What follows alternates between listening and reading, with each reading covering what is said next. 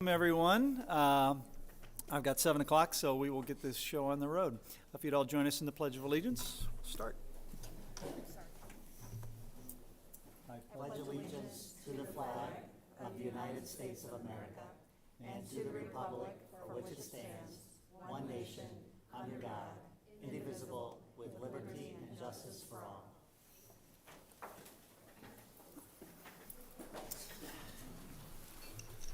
Again, welcome, everyone. We have lots of things to do and discuss and hear about tonight. But without further ado, we have several recognitions. First, Dr. Kevin Beckner will introduce us to the students selected in the Missouri Scholars Academy, Missouri Scholars 100 recipients, and 5 students with a perfect score on the ACT. Then Pat McPartland from the PNEA will recognize the MLK essay poster winners and this year's PNEA scholarship winners. Also, we'll honor the students from the early college program. But first, we'll start with Dr. Beckner, who is our Assistant Superintendent of Teaching, Learning, and Accountability. Well, thank you very much, President Todd, Vice President Hopper, members of the board, Dr. Marty and Mrs. Stover. We certainly start our meeting with the pledge, but soon thereafter we look at our mission, because this is why we are here. The mission of the Parkway School District is to ensure that all students are capable, curious, caring, and confident learners who understand and respond to the challenges of an ever-changing world. And this is why we're here. And tonight we get to recognize a number of students who capture part of that mission and exemplify the work that we are so proud of here in Parkway. So we start with the Missouri Scholars 100 list, which is a statewide program that honors 100 students of Missouri's top academic achievers in the graduating class of 2022. Schools across Missouri are invited to nominate candidates for this statewide recognition. The selection is based primarily on a formula using the student's grade point average and ACT score. Each student nominated had to meet the criteria of an academic decathlon, which includes 10 events designed to assure the academic strength of each of these students. To meet the decathlon requirements, the student must have a minimum GPA of 3.750, a minimum ACT score of 29, a minimum SAT score of 1900. They have to be ranked in the upper 10% of the class and have taken upper level courses in mathematics, science, English, and world languages. The student must also have excellent attendance, be an exemplary school citizen, and be involved in the school activity program. The Missouri Scholars 100 program is sponsored by the Missouri Association of Secondary School Principals. 7 Parkway High School students were selected for the 2022 recognition. We'll put those names up on the screen so that you can see those as well. We'll read them. We know many of these students are involved in numerous activities, so some might not be able to attend tonight. But as I read your names, if you will please, is the board shaking hands tonight, or are we just recognizing their names? I think we're staying here, but they're welcome to... Welcome to come up to the podium and receive your applause. Yeah, and bow or whatever it is that you would like to do, but we do want to recognize these amazing accomplishments. So from Central High, we had 2 students. They are Daniel Barris and Jeremy Lee. Congratulations to these 2 students.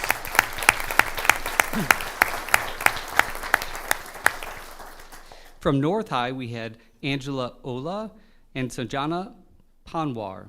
Congratulations. From South High, we have Riley Darrow. And from West High, we have Connor Gusky and Marissa Liu. Congratulations to all the Missouri Scholars 100 list recipients. Second, we have the Missouri Scholars Academy, which is a 3-week academic program for 330 of Missouri's gifted students who are ready to begin their junior year in high school. The Academy is a residential program held on the campus of the University of Missouri. Students are selected by their grade point average, standardized test scores, IQs, recommendations, and formal essays. We have 10 students in Parkway who were selected for the Missouri Scholars Academy, and these 10 students are from Central High, Rachel Lee, and from Central High, Matthew Whaling. Congratulations.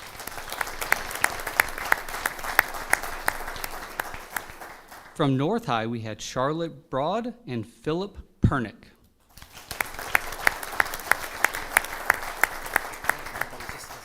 From South High, Catherine Fortner, Cassandra Martinez Rivera, and Alan Zhang.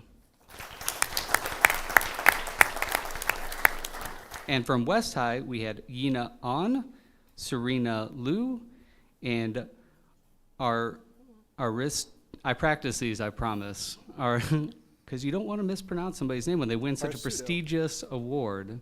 Arastuta Paul.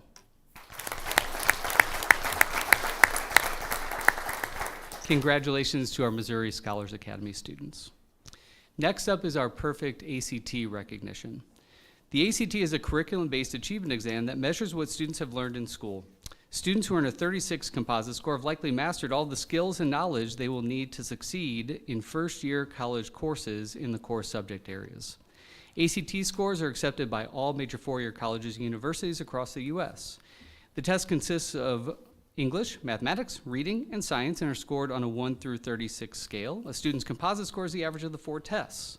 Nationally, while the actual number of students earning the top score varies from year to year, on average fewer than 1% of students who take the ACT earn a top score. In the U.S. high school graduating class of 2020, only 5,579 students out of the 1.6 million students who took the ACT earned a composite score of 36. The 5 students who have received a perfect score on the ACT are Gaia Benoj from Central High. Congratulations.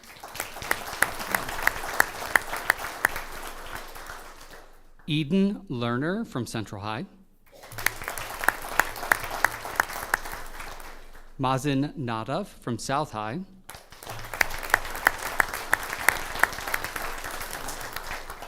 Catherine Evans from West High. And Ibrahim Kaziz, also from West High. Dr. Becker, I believe there's also a third student from West High who was honored this morning. I was there, so Oh, how Yeah, fantastic. so it's Bennett Christofferson. Bennett Christofferson, congratulations. And if any of these students were here and didn't come up, if you would stand one more time so we can congratulate you. Congratulations on your achievements.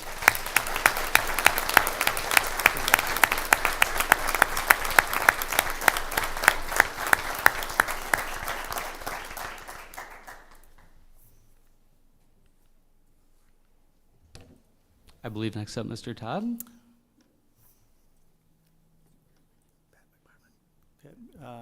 Yes. I'm sorry, I'm trying to read the same script that you are. Next, please welcome Pat McPartland, President of the PNEA.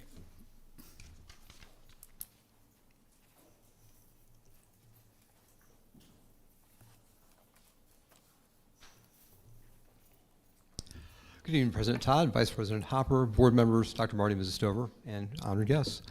It's my pleasure to present this evening the 2022 Dr. Martin Luther King poster essay contest winners. A little bit about the contest, if I make my phone will work, showing my age clearly. So fulfilling Dr. King's dream, reading to lead and transform was the theme for the 2022 Dr. Martin Luther King Jr. essay poster contest sponsored by the Missouri NEA Human Rights Committee. And Parkway has had a legacy of many outstanding entries, and we're going to share this evening our local winners, and I have the opportunity to actually show you their pictures as well. So what I'll do is I'll ask, I know not all the students are here, we'll go through the slideshow and then we'll ask them all to stand and receive some applause, assuming I can work the machinery. And he says, there we go, he thinks, nope, wrong way.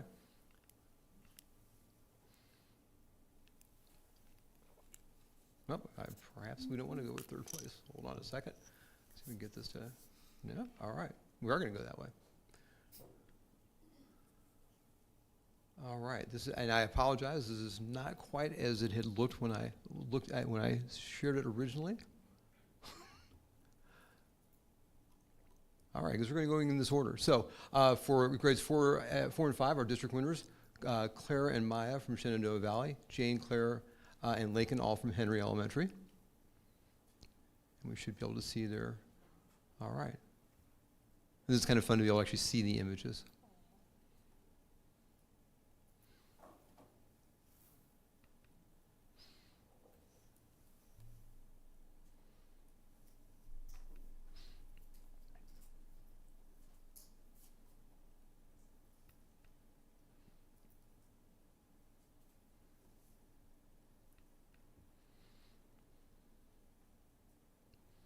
And this was just a quote that came from one of the students in the contest. Readers are leaders. Martin Luther King Jr. had a dream of freedom, the dream of full equality. Reading broadens our minds, so let's read and transform our nation, which is certainly good words from a young person. All right, we did not get to see all of the students' artwork. I apologize for that. I will go ahead very quickly and read the names so we can recognize them. You can see that thanks piece there, and technical difficulties happen. So very quickly, I'll run through this for everyone and then move forward. For our K1, Noah Sept from Shenandoah Valley was our first place winner, and Asiri Anil Kumar was our second place winner. I think they might be here. I'll go through all of them, and then we'll have everyone stand at one time. For second and third grade, Hannah Sepp, Shenandoah Valley, Yash Gajar from Craig, and Natalie Roger from Craig, third place. And then our fourth, fifth grade division, Claire Sept, Shenandoah Valley, first place. Jane Cho, Henry, second place. Claire Masterson, Henry, third place. Lakin Jager, Henry, third place. And then Maya Boswell, Shenandoah Valley, also third place. So the students are here. If you could stand up and get a round of applause, that'd be wonderful.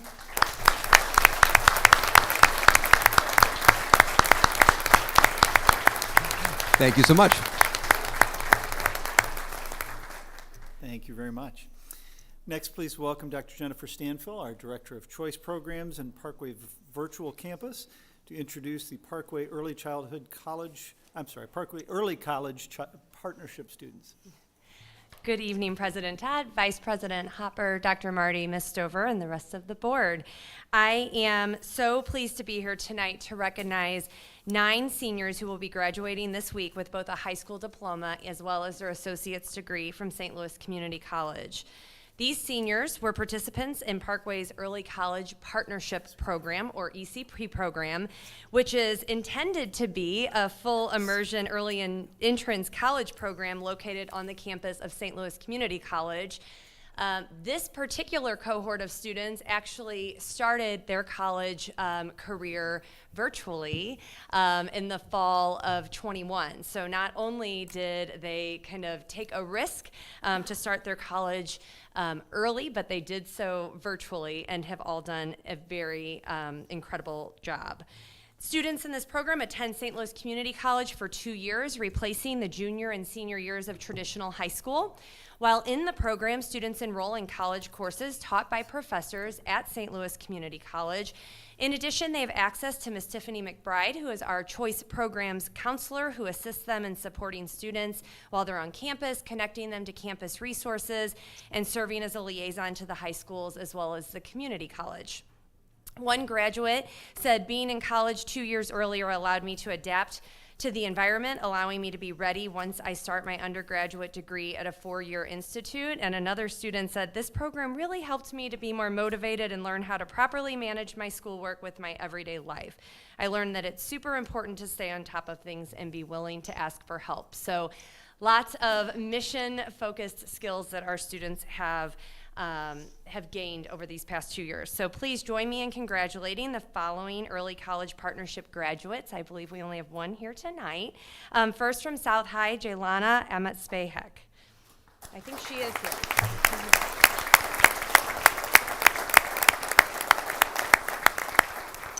And I would be remiss if I did not mention that Jaylana was one of the only early college students selected for the All-Missouri Academic Team through St. Louis Community College, and was one of 10 students in Missouri named to the first team. So as a result, she was awarded a scholarship for that. So congratulations.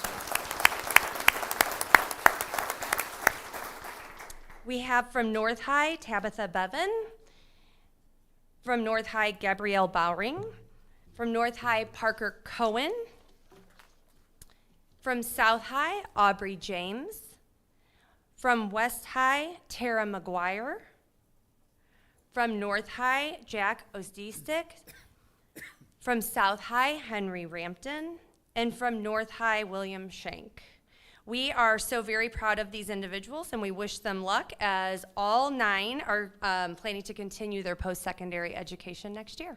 Thank you so much.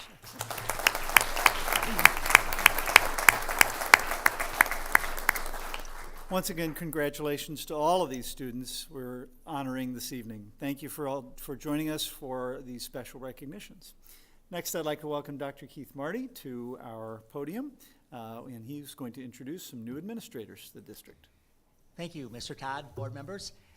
First of all, I'd also like to congratulate the parents that came tonight and friends and relatives and students. Congratulations. We're very, very proud. We haven't been doing this very much, so we're a little awkward tonight in terms of recognition, but congratulations all of you. Thanks for coming and being part of this, and congratulations for all the good work you're doing. It's our pleasure tonight to bring a large group of new administrators to introduce to our board and to our public. And I want to just say we're very, very excited about new leaders. We're sad to see individuals that are leaving us, retiring, including my deputy superintendent, who I've worked with closely for a number of years, plus many others. But we also have been blessed to have a number of individuals who have applied for and been chosen to join us for the 22-23 school year. So my brief time here at the podium is to introduce our new deputy superintendent. So Dr. Bess, would you join me? Tiffany? As I said, Dr. Chelsea Watson, we're going to meet in a moment, has decided to retire. We wish her the best. And losing Dr. Watson and her work and experience in Parkway certainly left a void. But we are very, very fortunate to be able to introduce, and she's already spent a lot of time in the district. Dr. Tiffany Holman Bess is joining us. A little bit about Tiffany. She has had a number of years' experience in our region. She's worked in the Francis Howell, Rockwood, Panville, and Ferguson Florissant district as an educator, teacher, as a building level administrator, and at district level. Most recently, before she took on some consulting work, worked at Ferguson Florissant also as a deputy superintendent. I think those people that have worked with Tiffany over the years and know her know she has a rich background in instruction.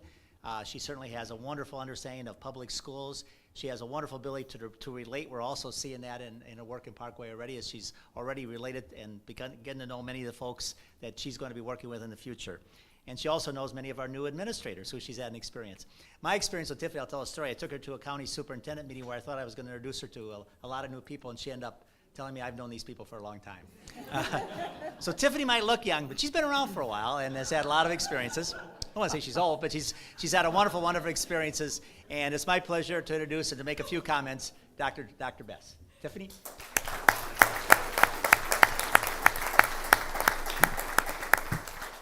I'm not sure how I feel about you calling me old, but it's okay. President Todd, Vice President Hopper, Ms. Stover, and rest of the Board of Education, and Dr. Marty. Thank you for this opportunity to join the Parkway family and Parkway School District as Deputy Superintendent next year. As I've started my transition, as Dr. Marty mentioned, with the leadership team and many other leaders across the district, I've enjoyed learning and growing in my knowledge of what it means to be part of the Parkway family and community. I can truly see the dedication, love, and commitment to the success of not only students and families, but to the leaders and teachers who are serving in the district.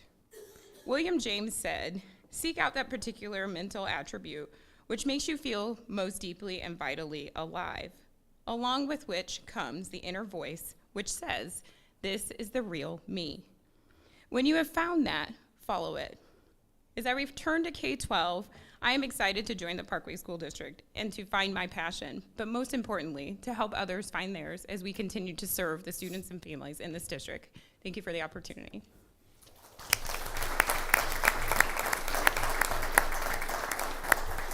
And now I'd like to introduce the retiring Deputy Superintendent, Dr. Watson, who's going to introduce our new building principals. Dr. Watson.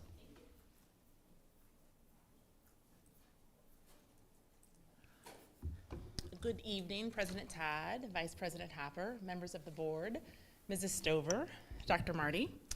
This evening, I am pleased to introduce our new building principals and our new Director of Athletics and Activities. Before I begin, I want you to know that all of these individuals are mission-focused. They have what's in the best interest of the Parkway community in the forefront of their mind, and I'm confident that they are going to continue to carry the work forward. I will begin with Dr. Jody Oliver, who will be the principal of Henry Elementary School. Dr. Oliver, please come on up and join me.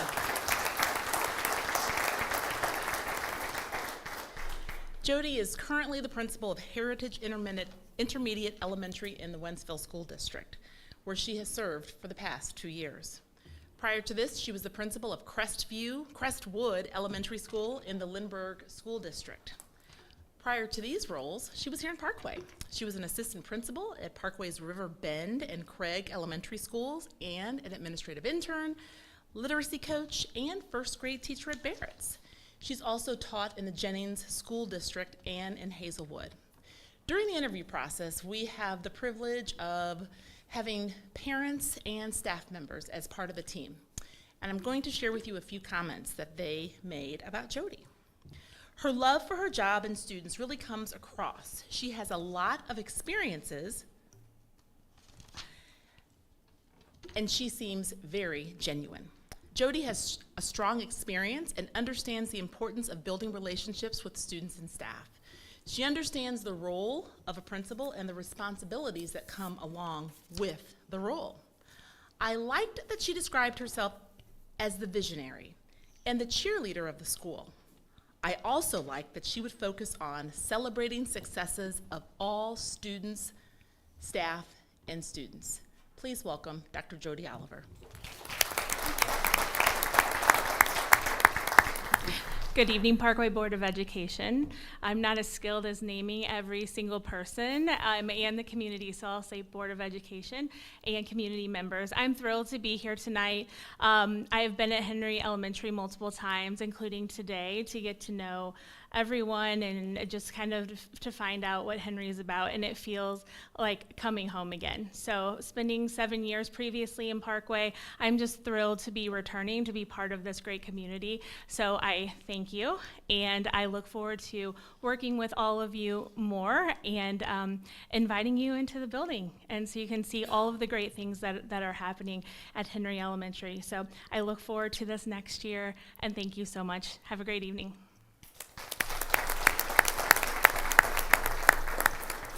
Next, Christopher Clark, will you please join me at the podium?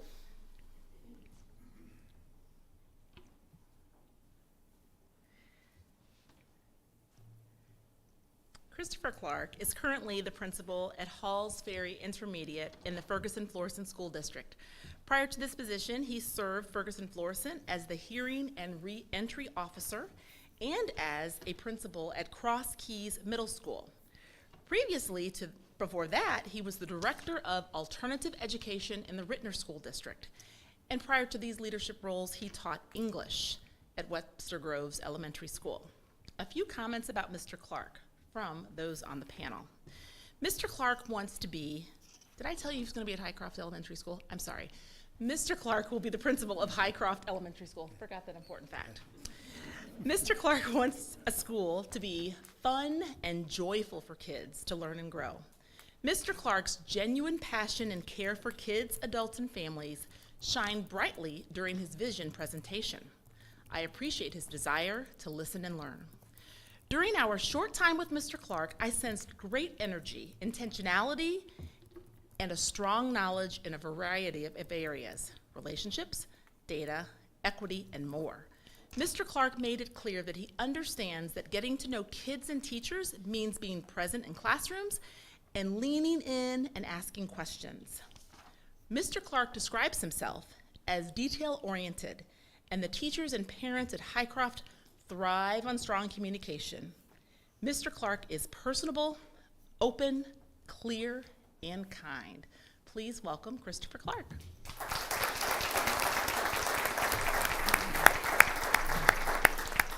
Such a warm welcome, right? So first off, let me say good evening to our Board of Education, Dr. Marty, Ms. Stover, community. I am extremely flattered and humbled to be selected as the next principal at Highcroft Ridge Elementary. Like the previous principal for Henry School, I've had the pleasure and opportunity to be in the space to start to get to know the staff, the students, and also to work with the community. They have a fantastic PSO. So I want to give a shout out to the co-PSO sponsors, the presidents of the PSO who have done a great job to set a red carpet, a warm welcome, so that I can have the opportunity to get to know the community and the rich traditions at Highcroft Ridge. So Again, I just want to say thank you to each of you. I'm super excited to join this community, this family, and to continue the great work that's happening in Parkway and at Highcroft Ridge especially. Thank you all.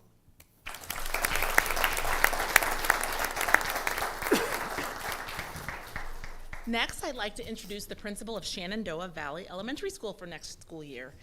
Terry Polite, will you please join me at the podium?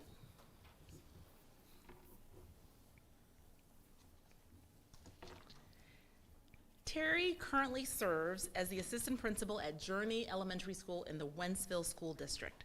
Previously, she was an assistant principal at Boone Trail Elementary in Wentzville. And prior to these leadership roles, she taught 4th, 5th, and 6th grade in both Wentzville and Fort Zumwalt. Here are some comments made about Terry during the process.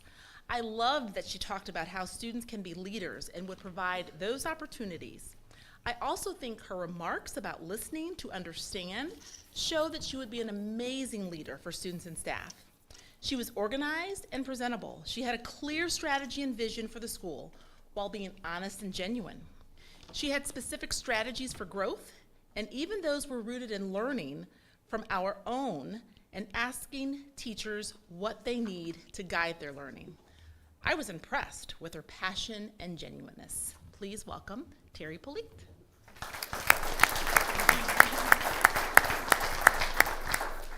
Thank you, Board of Education and staff members and community members. I feel very honored and privileged to have been selected as the principal at Shenandoah Valley. I want to tell you from my very first interview, I was overwhelmed with the sense of belonging that I gained through the interview process, through meeting staff, through meeting the community at Shenandoah Valley and the faculty. Everyone has been so warm and welcoming, and it is apparent that Parkway practices what they preach. You all really care and invest in your staff and your students, and I'm so excited to be part of that. I can't wait to continue to grow professionally and personally and to help those around me to reach their full potential and love learning. So thank you very much.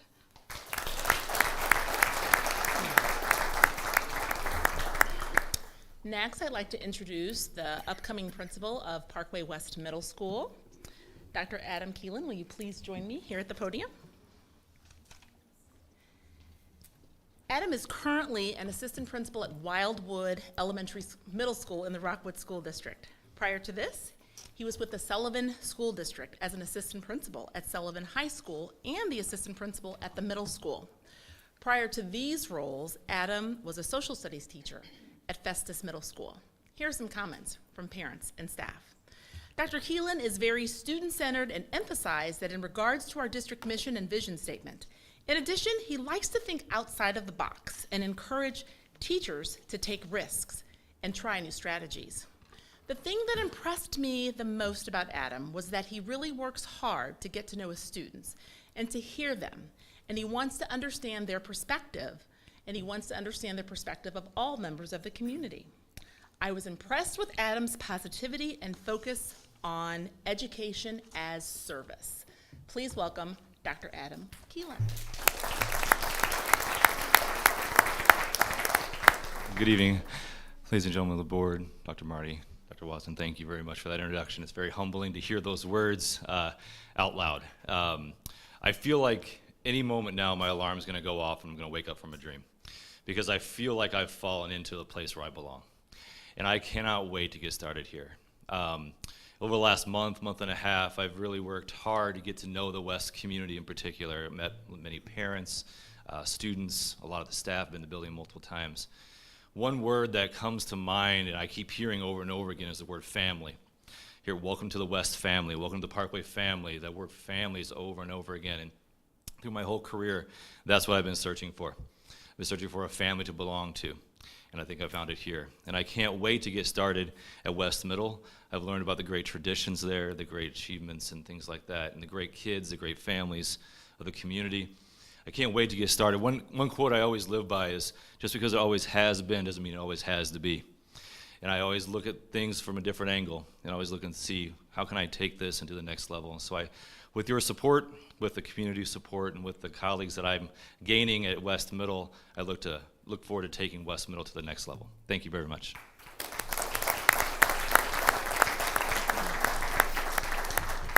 Next, I'd like to introduce the principal for South High for next school year, Angie Pappas-Moiko. Please join me at the podium. Angie is recognized as a talented leader who's been serving the South High community for nearly 13 years. Prior to serving as the assistant principal, Angie was the English teacher at South High for 6 years. And prior to that, she began her career as a high school English teacher. During her interview process, this is what we heard. Innovation is important to Angie. It is obvious she doesn't want the work to be stagnant, and there is no good enough. I like the focus of future ready for our students. I think the candidate has a lot of strengths, but her ability to relate, connect, and challenge you as a professional is amazing. I also love the personality and love she brings to the job. She has thought about her vision and has figured out what works best for students' learning. She understands that staff input is vital in decision-making. She also knows how to make difficult decisions and has high expectations. Please welcome Angie, next principal of South High.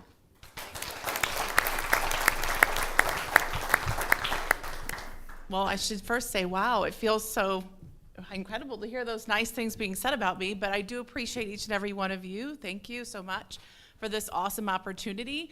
I've been asked a lot in the last few weeks how I feel, and I always answer the same way, nervous and excited. And I had shared that with one of our students at South High, and her response to me I thought was super appropriate. She said, Ms. Pappas, those are the right feelings to have when you care deeply about something and when you really want to do a good job. And I thought, wow, you're right. So, and she said, just walk around saying you're nearsighted. And I was like, oh, she said, fuse the words. They'll know what that means. And so that is out of the mouth of one of our students at South High. So I appreciate, again, this opportunity. South High means a great deal to me. I am committed to the hard work and to the dedication that it takes to be a school leader. We have an awesome school and an awesome community, and I continue to work in the rich traditions that we've had and also continue to think about how we can improve and continue to follow the mission of the Parkway School District. So thank you all again so much. I am really overjoyed for this opportunity. So thank you.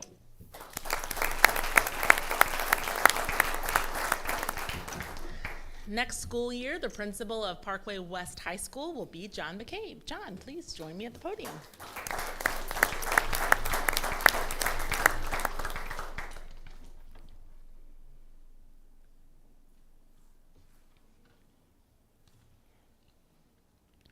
John is currently the coordinator of Fern Ridge High School, one of our choice programs in Parkway. Prior to Parkway, he served in a leadership role coordinating grades 7 through 12 programs in Maplewood, Richmond Heights. He began his career in education as a middle school English and social studies classroom teacher. Here are a few quotes we received about John. I really love his enthusiasm for creating joy and happiness in the school for both staff and students. That his goal is to find opportunities to celebrate both staff and students. John brings a commitment to finding collaborative solutions and including as many stakeholders as possible in making decisions. He has a clear view of what a successful classroom looks like, including student engagement and differentiation. His servant leader and collaborative approach begins with understanding the unique needs of individuals and partnering to develop the best approach to achieve success. What impressed me the most was his desire to create an empathetic, inclusive, and understanding school climate that focuses on collaborative practices. Please welcome John McCabe. Thank you so much, Dr. Marty, Ms. Stover, President Todd. The past 3 years have been my favorite 3 years of my career, getting to serve the Parkway community as the coordinator of Fern Ridge and collaborate with so many different partners. When I look around the room, like just the individuals I talk to every day, Dr. Beckner, Dr. Stanfield, people that have just meant so much to me as a young administrator and a professional. And I think their passion inspires me. And the moment that I stepped into the interview process for West High, the passion and the high expectations that were clear and evident from the staff, from the teachers, from the students that were in the interview panel, from the parents, that immediately was like, this is a different level, and you better up your game. And so I just really am excited to embrace this challenge that will be serving the West community and continuing to serve Parkway. And so I just can't wait to get started. I've been there a lot, and I can't wait to be there even more. And so I just can't wait to serve you and serve the community of West in the years to come. Thank you so much.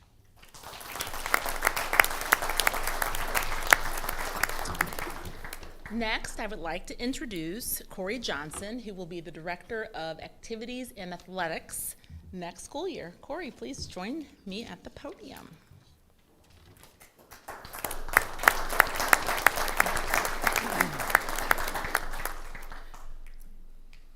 Corey Johnson has more than 26 years of experience as an educator, coach, and leader in the St. Louis region. He is currently the athletic director at Parkway North High, where he has served for 3 years. Prior to Parkway, he served in many coaching and leadership roles as high school activities and athletic director, assistant principal, teacher, and head coach of a couple of sports in the Hazelwood School District. He began his career as a coach and a high school social studies teacher. He has served the Misha Association Board of Directors, and he has also been their board president. During the interview process, we received feedback from those who participated, and here are a few comments. He values communication between all stakeholders and sees the activities, athletics, as an extension of the classroom. His plans and thoughts for the use of character education in the area of athletics is a great extension of the work being done in our district. It could work to extend the positive impact of participation for students to life lessons and habits that would carry forward for their whole life. I like his statement, winning is our goal, but winning is not our purpose. Please welcome Corey Johnson.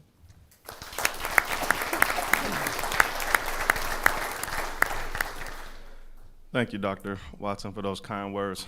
Dr. Marty, Mr. Todd, Ms. Hopper, and the school board. I'm just overjoyed and ecstatic and just thrilled for this opportunity. I'm excited. I'm ready to just jump in, boots on the ground, and get to work. I've had, in my brief 3 years here at Parkway, the opportunity to just work with some wonderful, wonderful individuals, some wonderful students, some wonderful coaches, and our wonderful parents in our community. So to have the opportunity to continue to do that and then expand that further than just one corridor, I'm just ecstatic about that.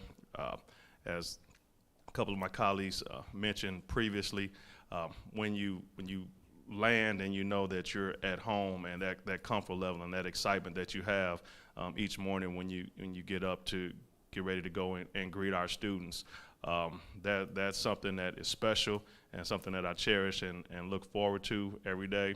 So again, I'm excited. I thank you all for this opportunity and looking forward to serving you.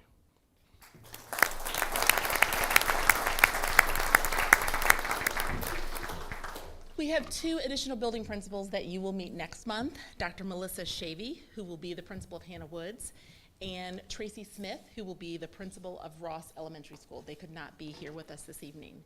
So hopefully you see how these leaders will impact our work here in Parkway and continue to move the work forward. Next, I'd like to turn it over to Dr. Jennifer Stanfill, our Director of Choice Programs.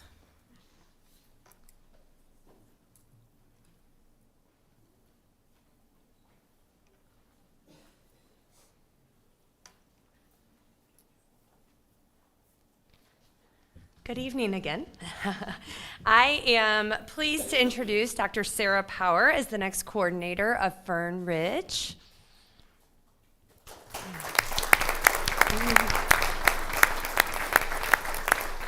Dr. Power is a familiar face in Parkway. She currently is an assistant principal at Parkway Central High School, where she's been for 16 years. And previously, Dr. Power served as an assistant athletic and activities director at Lafayette High School, as well as a social studies teacher.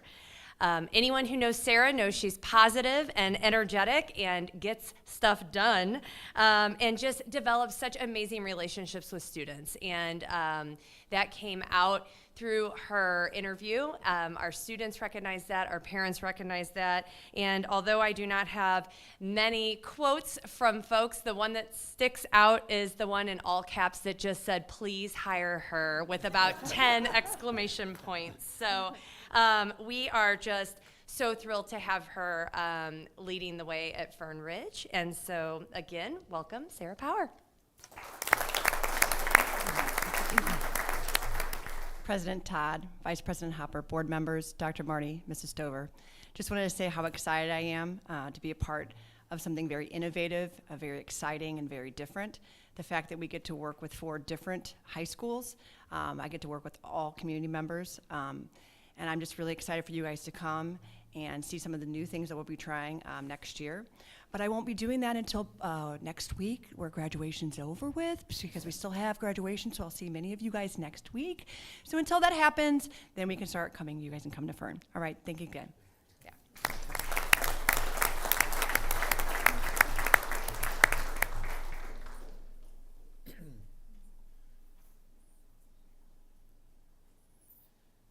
Mr. Todd, Ms. Hopper, Dr. Marty, esteemed board members, and Ms. Stover. Tonight I have the pleasure of introducing 2 members of the Student Services team. First, I'd like to introduce Ms. Sherry Magaja, our new Director of Social Emotional Support Services.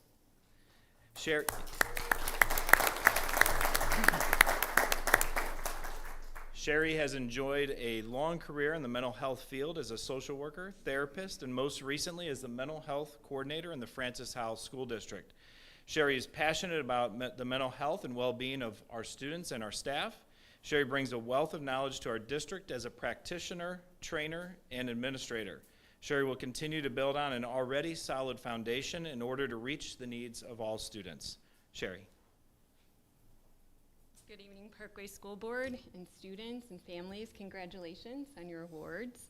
It's an honor to be the Director of Social Emotional Supports for Students, and I sincerely look forward to this new endeavor. It's been an incredible privilege to sit with students and also mental health practitioners in the district already, and just listening to their stories, to see that Parkway offers students a brave space to be heard and to be seen is incredible, and to know that I'm going to become part of an exceptional team is a true honor. And so I look forward to what's to come. I'm curious about all that you offer to students, their families, and the community that's exceptional. I care deeply about students and their wellness so that they're able to achieve. And I just look forward to this new opportunity. So thank you so much.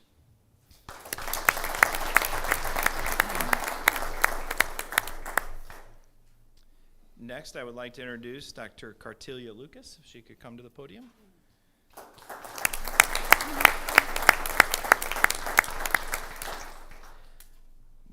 Dr. Lucas will serve as our new Director of Diversity, Equity, and Inclusion.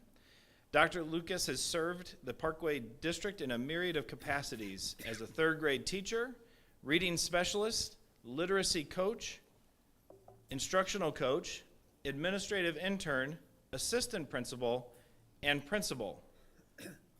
That's a lot. And she's done an exceptionally amazing job at each one of those positions. Dr. Lucas is passionate about kids and will work hard to bring the fruition of the work from the Equity Task Force forward. She's an incredible advocate for all kids and will continue to find ways to ensure their success now and into the future. It is my pleasure to introduce to the board Dr. Cartelia Lucas.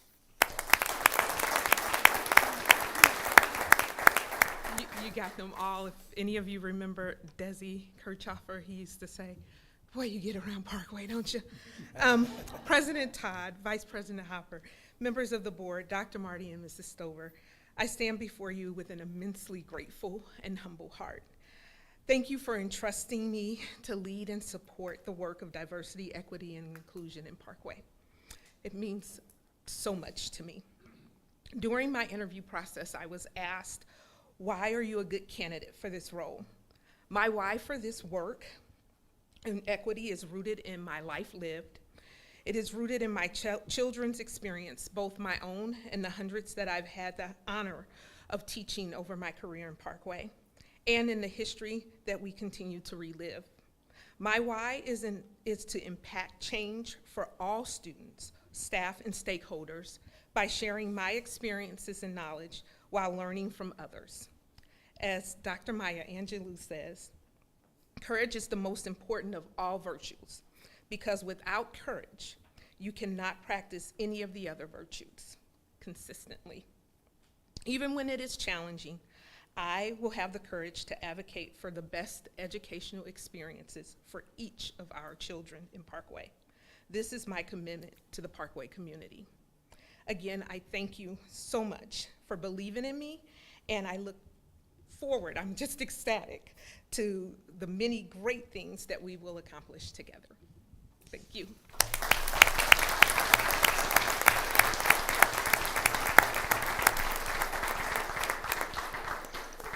A very warm welcome to all of our new administrators and directors. We're so excited to have you in your new roles, and we can't wait to see what you do next. So we will take a brief recess and resume our meeting shortly. Thank you.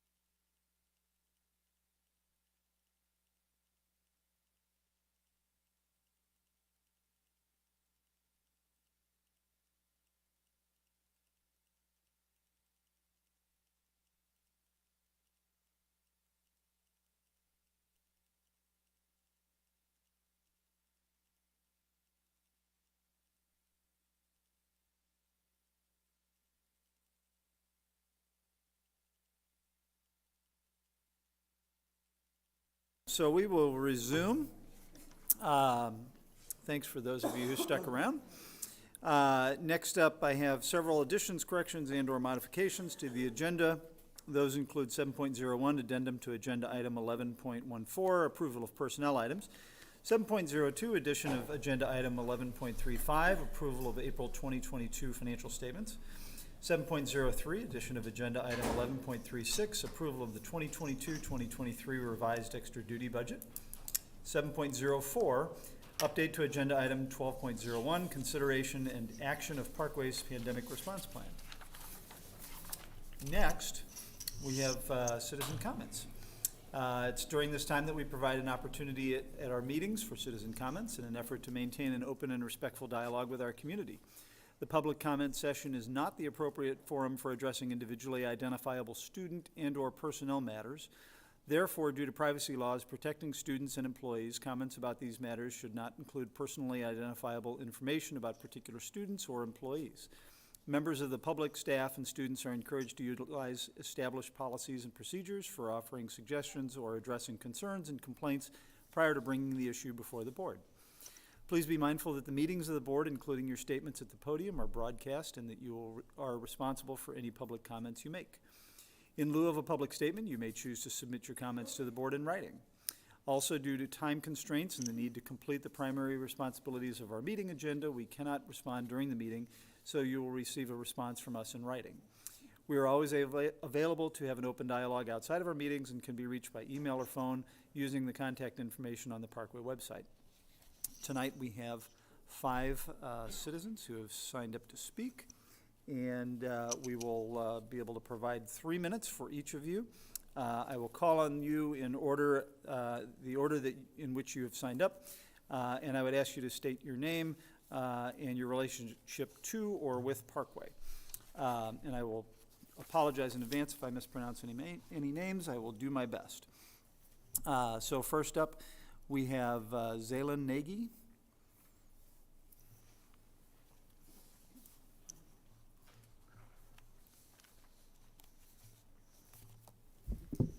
Good evening, everyone. My name is Zalán Nagy. I am from Hungary, and I am an exchange student at Parkway Central High School this year. Tonight, I'm here to thank Dr. Tim McCarty for accepting me and allowing me to attend Central High. I had a lot of fun and made friends this school year, which was my main reason to come to the USA.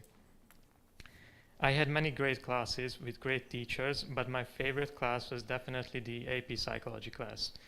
The teacher, Mr. Robertson, is one of the best teachers I've ever had. His classes are interesting, and he always finds time for a joke, which makes the classes funny as well.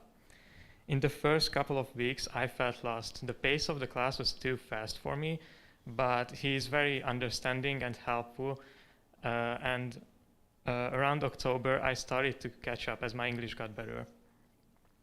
Mr. Robertson made studying psychology a good experience for me, so I'm sure that I will keep studying it in the future. Once again, thank you so much. This was a year that I will remember forever. Thank you. Next up is Maxim Rinke.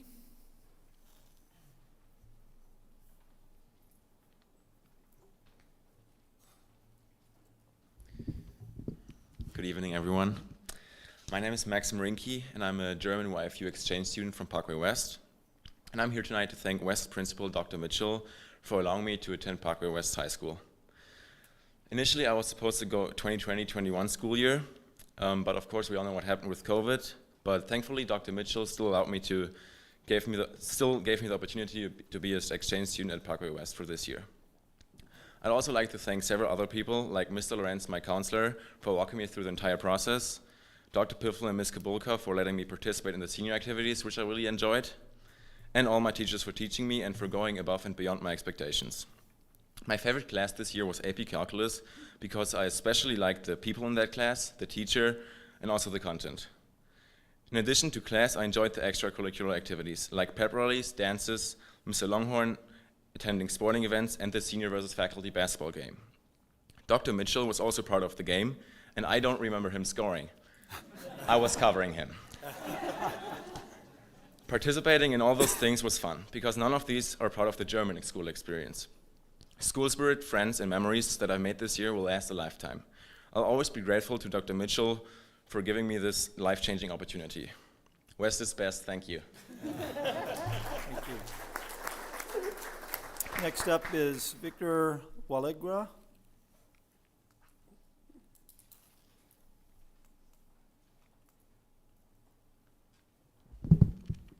Good evening, everyone. My name is Victor Valgura. I'm a Polish exchange student with YFU at Parkway Central this year. And as the school year comes to an end, I find myself very grateful for the whole school administration for allowing me to spend my year here. I can't really think of a better school than Parkway Central for foreign students because of the variety of classes we can choose from and diversity among students and overall nice attitude toward us. And it makes the whole process of adjusting much easier and less stressful than it could potentially be. I would like to thank Dr. McCarthy for continual support of exchange students at Central. I would also like to thank all of my wonderful teachers that I had. I want to thank 3 teachers specifically that let me talk about my country to my American classmates, Mrs. Stewart, Mr. Meisler, who are my social studies teacher, and also Mr. Silvermans, my choir teacher. He asked me to do the most wonderful and memorable thing I can think of. I did while being here, which is teaching and performing a Polish song in Polish with our choir at our concert last Tuesday. It was very fun. The whole school community was always very nice and supportive for me, for us, for which I'm very grateful. And at the end, I would also like to thank my wonderful American family for letting me stay here and having place I could call my home. Thank you. Thank you. Next up is Vicki Chapman.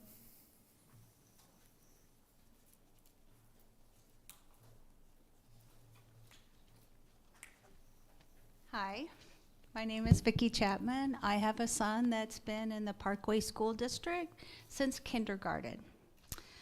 I am here to talk about the pools. My son is a swimmer, and he is on the Parkway Swim Club. And he had just went to a meet with 19 of his members on the swim team that qualified. There are over 300 members on the swim team, and my son happened to be one of them that qualified in butterfly. As well as there are 4 other kids that were on that particular swim team that are top 25 in the nation.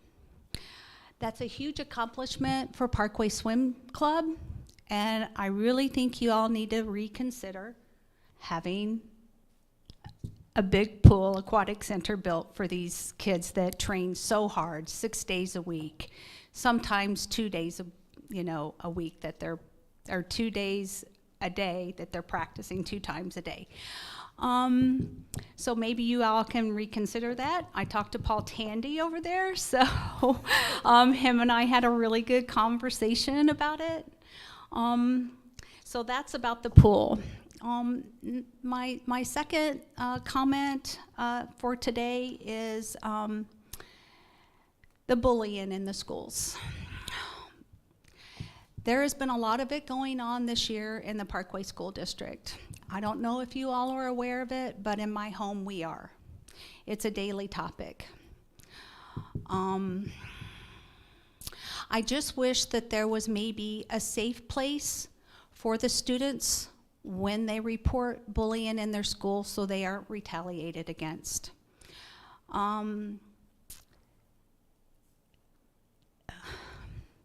I get real emotional about this topic because I know that in our family that we are not the only one that's experiencing this. And if you've never been in my shoes as a single mom and watch it every day and hear it from your student, that it's really disheartening. It's all you can do to not cry because it's such a horrible experience when you see it happen. I am not the best person at talking or expressing my feelings without getting angry about this topic. So I really appreciate you letting me have this forum to voice my opinion about that, and hopefully you will take in consideration about the pool. Thank you. Thank you. Thank you. Next up is Olivia Jones.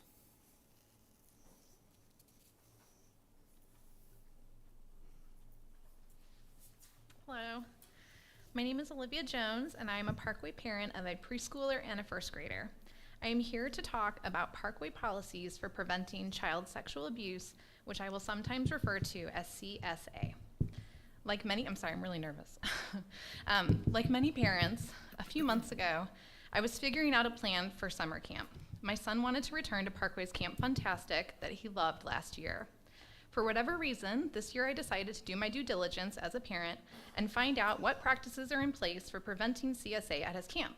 I was surprised to learn that there is no prohibition against seasonally employed camp counselors from being alone with my child, and no prohibition against common CSA grooming behaviors such as secret keeping and gift giving. I was informed there is no prohibition. I was informed that the camp follows the district guidelines, and in fact, for all Parkway children, there is no prohibition to keep an adult or peer from isolating a child in an enclosed space that is not observable and interruptible, just the conditions where CSA is most likely to occur. There are no rules against secret keeping, gift giving, or non-sexual inappropriate touching such as tickling and massaging. I have been assured that Parkway conducts background checks and provides annual trainings on CSA. While screening is vitally important for prevention, it is well documented that the vast majority of perpetrators will have no criminal record, partly due to the fact that most abuses go unreported. And while training gives us knowledge and helps shape culture, it is only through well-written policies and codes of conduct that restrictions on behavior can be enforced. It was brought to my attention that Parkway is reviewing all policies this calendar year via the Missouri School Board Association. I'm here today simply to bookmark this topic in your mind so that when these new policies come before you, you will review them with greater scrutiny and ask yourselves, are we doing everything we can reasonably do to prevent child sexual abuse in Parkway? I will email you with links about experts in the field who recommend standards of practice that Parkway is currently falling short of but has the opportunity to codify this year. In the meantime, I have a question for you that I've asked of several administrators but have not had an answer. What was Parkway's response to the substantiated case of CSA that occurred here at Parkway South Middle in 2018? Was there an internal review of existing prevention policies at that time? Were recommendations made to strengthen measures to keep that from happening again? I was not a school parent at that time, and I have not been able to find out how Parkway responded to that child sexual abuse, which was perpetrated by an educator on school grounds. Thank you so much, and I look forward to future conversations with you on this topic, and I have a copy of my. Thank you. Next up, may I have a motion and a second to approve the agenda for the regular meeting of the Board of Education as scheduled for May 18th, 2022? So moved. Second. All in favor? Aye. Any opposed? Motion carries 7-0. Next regular board meeting will take place on Wednesday, June 15th, 2022, beginning at 7 p.m. right here at the Parkway Welcome Center. Next up, we have board and superintendent reports. Matt, you want to start us off? All right, I'll be very brief. First off, I will say, wish Christy Klein Davis good luck in Georgia. It's been an honor having her on the board with me, and I've learned a lot from you during the past few years. I thank you. And then also welcome to Tiffany Matt Franklin, coming on the board next month. And then honestly, it's just exciting this coming week to actually get back to graduations at Family Arena. That is one of the true benefits of being on the school board, is participating in those ceremonies. And it is nice to be back, seeing people in person, people being excited, seeing their faces. So it's going to be a fun week ahead of us. First off, it's crazy to think it's only been a month of being on the board. There's been a lot that's happened this past month. Just a few things that I've been able to do. Fortunately, earlier in April, I was asked to speak at the Rho Kappa induction ceremony. It is a social studies honor society with Parkway West. They're the only Parkway high school that has this distinction, and one of only 9 schools in the state to have a Rho Kappa. It was a great honor for me. A few other things. We had a board workshop on April 23rd that I attended, as well as the PNEA Communications Lab on April 28th, where we got great input on how to keep education moving forward in Parkway. We had Project Parkway on May 4th for those of you who attended. I know we talked about the pools. May 6th, Dr. Lynn Pott, they did a dedication for her retirement of the Media Center, which is their library. This was special for me because Dr. Pott was my assistant principal at Riverbend. during one of her first years in Parkway, so that was very special to me. And then earlier today, I know a few of us went to the West Honors ceremony. It was great to be in the school. It's, I'm just starting to get in the habit of doing that, and it's been a really great experience, and look forward to it in the future. Yeah, like Jeffrey, it's exhilarating to think about the last month participating in so many different things with the board. It's been really a thrill for me personally. Excited to get to work with so many great colleagues here on the board and get to know so many folks in the community. Like Jeff and some others, I was at the Parkway West Honors ceremony this morning, and having not had a youngster in high school for a few years now, I've got some very young children in elementary school, but my stepkids are all graduated. I hadn't been in a high school setting, and it was just energizing to be there. So many fantastic achievements in athletics and academics and various extracurricular activities. And even though it was Parkway West, I know it's indicative of the school district at large and all the exciting things we have going on at Parkway. So that was fantastic. And I too am looking forward to getting to participate in graduations coming up here very soon. It's an exciting time of the year to be involved in public education. Cool. So it's my last board meeting tonight. I'm not done till June 2nd, but since it's my last official meeting, point of personal privilege, just to say a couple of words.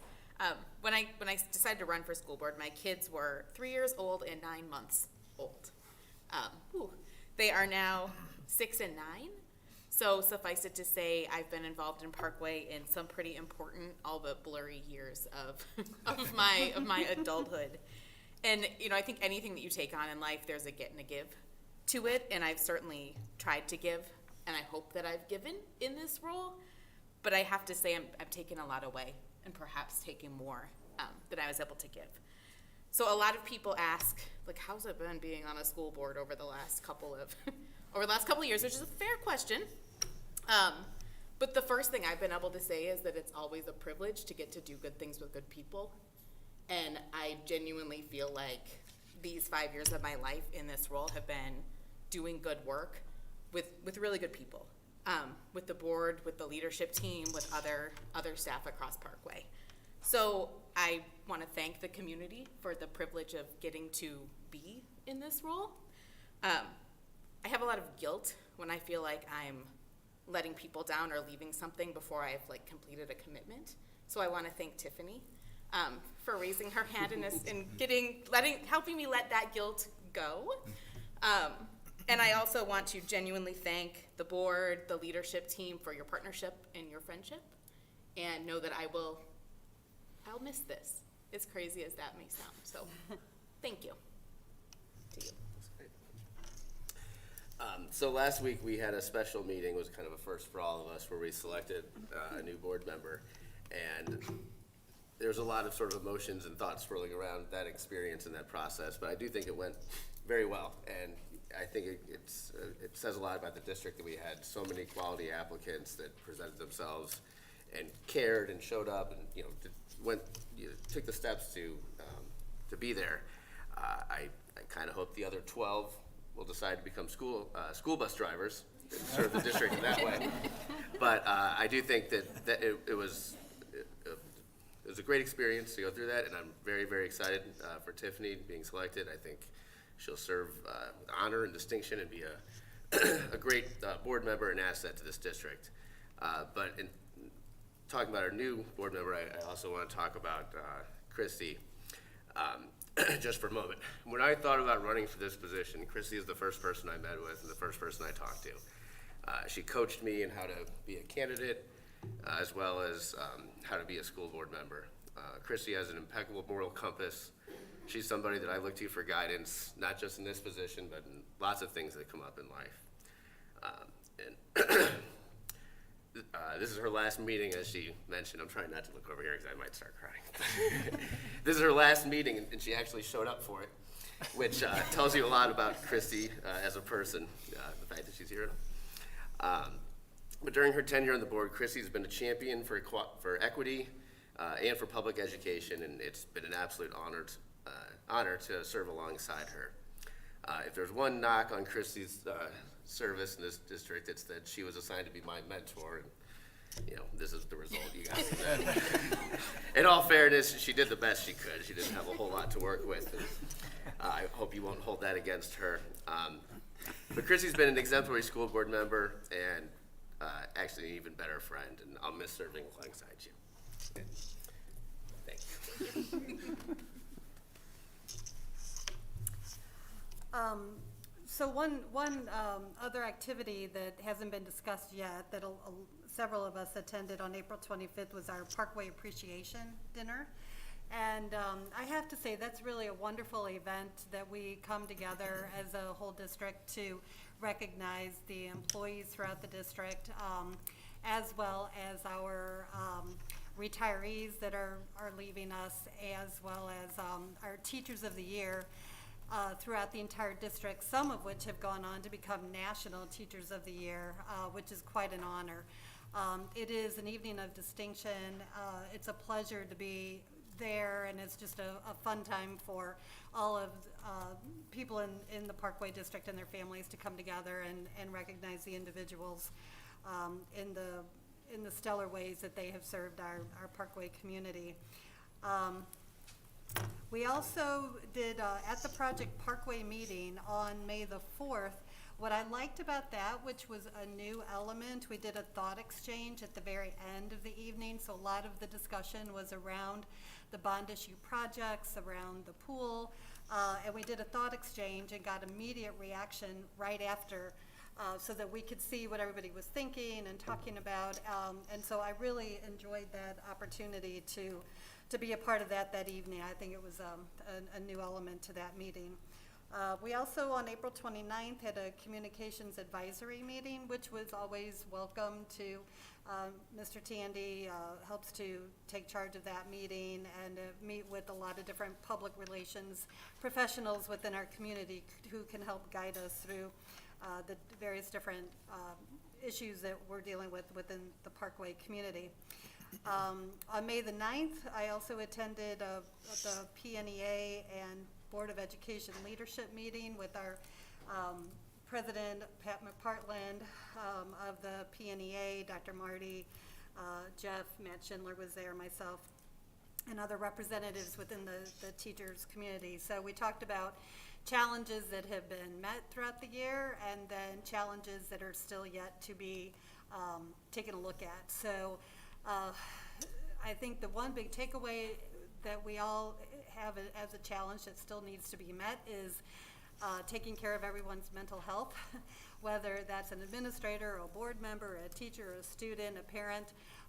We're all feeling the stress of the last couple of years going through COVID and now coming out of COVID, hopefully. And so just trying to pay mind to where each other is coming from and where we're at and some of the stresses that everybody is dealing with and trying to be empathetic with one another.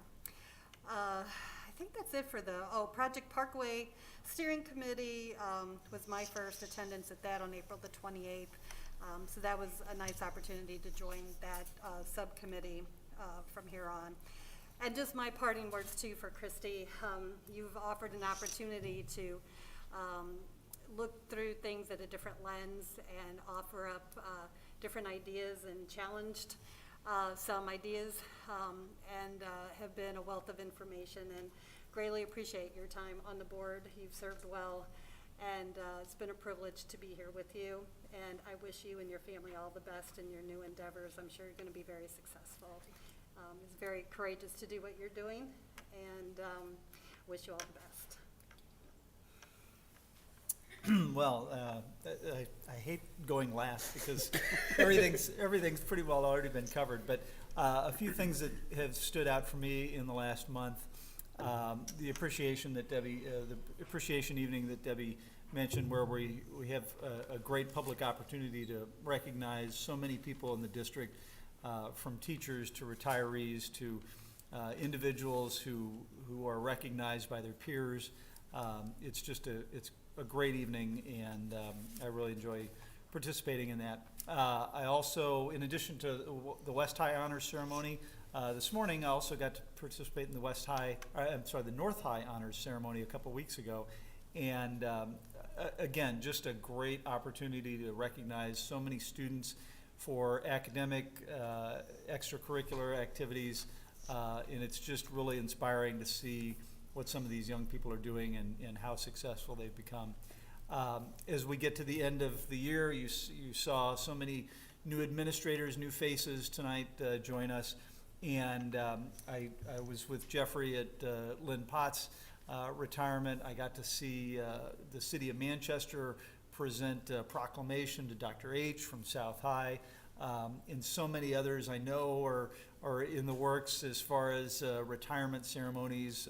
And just I just love that our communities come together to support our just wonderful people in education here in St. Louis, and it really means a lot to see that. I do want to recognize Tiffany Matt Franklin, who's with us tonight. She was successfully chosen by the board, as a couple of people have mentioned. We look forward to her joining us, and of course, Christy is on her way out.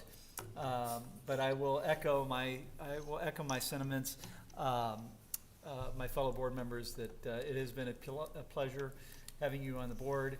As Debbie mentioned, you've certainly provided a unique lens with your background, and we appreciate that very much, and we will miss you. So thank you for everything you've given to us. And I think that's about all I got. All right, just a few things. It's too bad he left. I just wanted to say the three students who spoke, Stephen Rutherford left with them. And I was hoping he'd stick around because if you recall, some of you, he comes every year and brings students, and it's such a great honor. I know Amy Boxon works with Stephen, and he brings such richness of bringing cultures and new students to us every year. So we'll send him a note. I'm sorry he had to take off, but what a great job he does. I just want to say on behalf of our leadership group, Christy, we want to wish you well. I think many of my team would echo everything the board has said. You've been a wonderful board member. You've also been such an advocate for, doing the right thing, and your voice has been very, very important to all of us. So I know I speak for all of us when we wish you well, and we welcome Tiffany as well. Looking forward to working with her. So it'll be a good transition. But good luck, Christy, in your work, and you may even want to join a board down in Georgia. My husband says no. We had some really good news in Parkway this week, which is just wonderful news because of our commitment to character education. We had just a little bit about, first of all 7 of both our district and our schools are now national schools of character. They were honored as state schools of character. That's the district. We have 2 new schools that are first-time national schools of character, Mason Ridge and Claymont, and then renewed was Northeast Middle, Southwest Middle, Green Trails, and Carmen Trails. To give you a little data, there were 52 national schools, either districts or schools of character, 52 in the country, I think 14 states. We had 7. And in Missouri, there were 13 schools, and we had 7 of the 13. If you think about it, 7 of the 52 in the country, 7 of 13. We have to be and should be very, very honored. And again, the work of Greg in the department, Chelsea before that, and really the work, and so many that have worked in character education, our leaders, and of course working with the Character Plus organization has been marvelous. So congratulations to all those schools. Well, we've been celebrating. I know Greg's been sending a lot of notes. We're very, very excited to be honored and for our schools to be recognized. Certainly it says a lot, and I think through we've experienced the last couple of years, character education has been very, very important to the work that our schools have been engaged in. We also are working, a lot of our community knows we've been working on a concern about our ability to transport students next year. We'll learn more next month about what our recommendations might be in that regard, but Patty Bedborough certainly is working with a task force, as many of us are, and we'll have some recommendations. What we want to be able to do is transport students, but we do have a shortage of drivers, certainly. We'll work hard to deal with that and have some recommendations that we think are in the best interest of our entire community without putting students in unsafe and dangerous things, but we also have to deal with the reality we don't have enough drivers right now. Summer school begins on June 13th. Jennifer Stanfield, I think, has probably left because she's probably working on summer school tonight, right? But she's leads up and has done a great job of putting that together. Mentioned graduations coming up. We start tomorrow with Fern Ridge. Saturday night is South High. Friday night is South. Saturday night is West. Monday North, and next Tuesday Central. Many of us will be at Family Arena for a lot of those, certainly. Legislative session is completed. We are celebrating the fact that, and Patty has been happy about the fact that talk about transportation funding will be fully supported by the state. That provides us certainly some additional revenue, at least for 1 year. We're certainly watching the long term of that. There's some other issues that we're a little bit more concerned about, bills going to the governor's desk that certainly I've alerted the board to. But overall, I think to sum up the legislative session, some people would say it could have been worse. The impact of the legislative session on public education, again, certainly was not. It was good, supportive, and financial. Have some concerns in some other areas, certainly. This is National Police Week. Paul has saluted our SROs and our security, and Rob Winkle and others this week, and we appreciate all the work our police do. And yesterday, my superintendent's action team, myself, worked at the food pantry, and I think we all left there sweaty, worked hard, and some of us had to work with onions, and it's an inside joke, which is, they're always a little mushy when you put the onions together. But overall, we had a great experience. And I think I would say that we are so proud of the work of our social workers and the people that are volunteering from our community that have stepped up to provide. And we, yesterday afternoon, I didn't count the cars, but we were busy from 12:15 to after 2. And that was the first of 2 sessions yesterday. So we certainly are serving many, many families in the Parkway on a monthly basis. So thank you, by the way, all the staff members for giving of your time and all who volunteer for the food pantry. That's it. I think that's long enough, right? Thank you. Thank you. Next, may I have a motion to approve the consent agenda as presented in the May 18th, 2022 board materials. So moved. Second. Is there anything to be pulled to action or closed? All in favor? Aye. Any opposed? Any abstentions? Motion carries 7-0. Next up, we have an action item. So I'd like to welcome Dr. Chelsea Watson, our Deputy Superintendent, for another month or so, to join us at the podium. Good evening again. One of my favorite topics is the pandemic response plan. So one of my favorite things to do is to work this. Thank you. How many months have I been using this? There we go. Thank you, Mr. Rooks.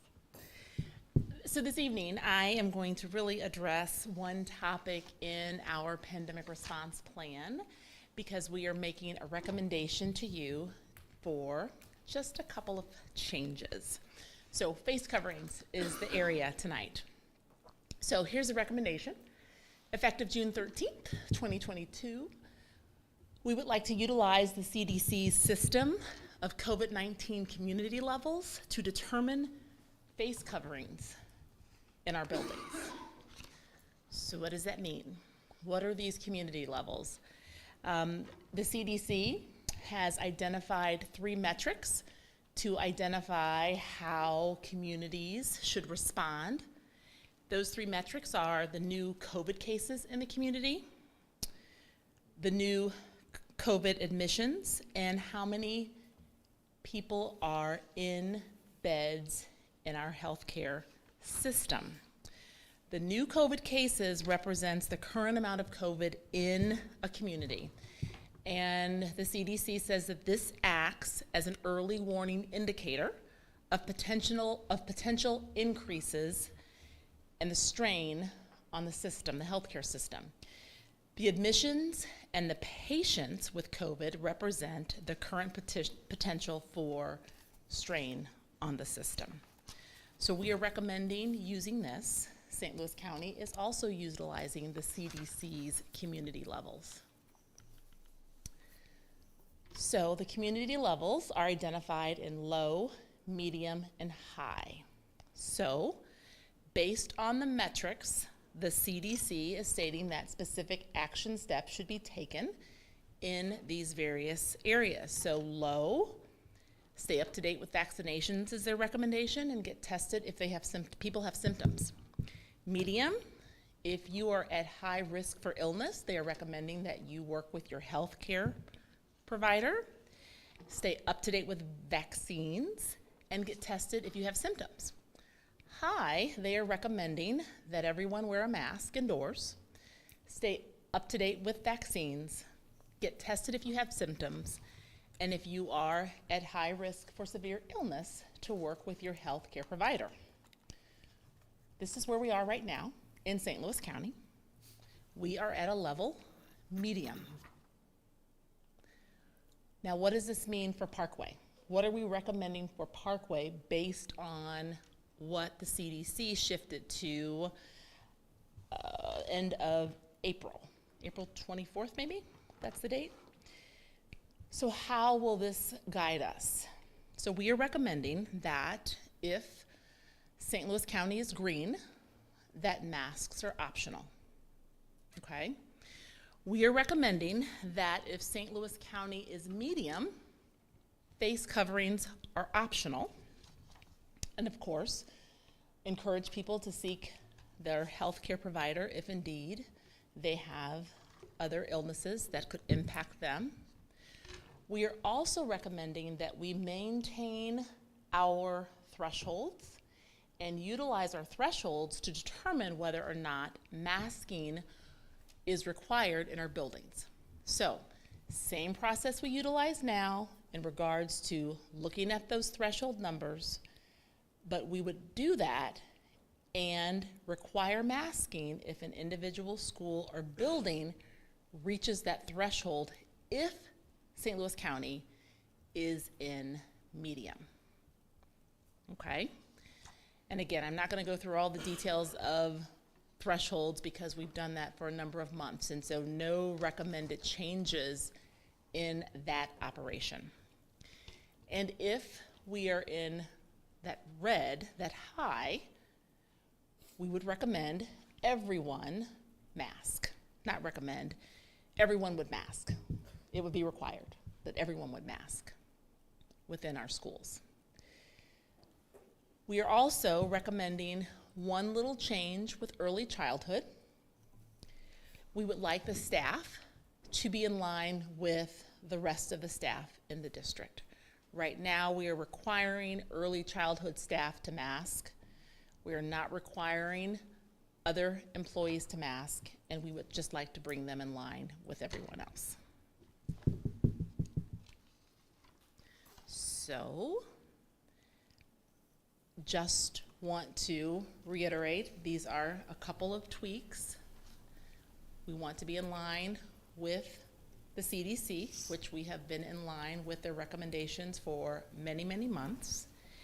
And if this is approved tonight, we would only bring forward changes as needed, as the administration feels that we need to, and as the board feels that we need to, with the pandemic response plan.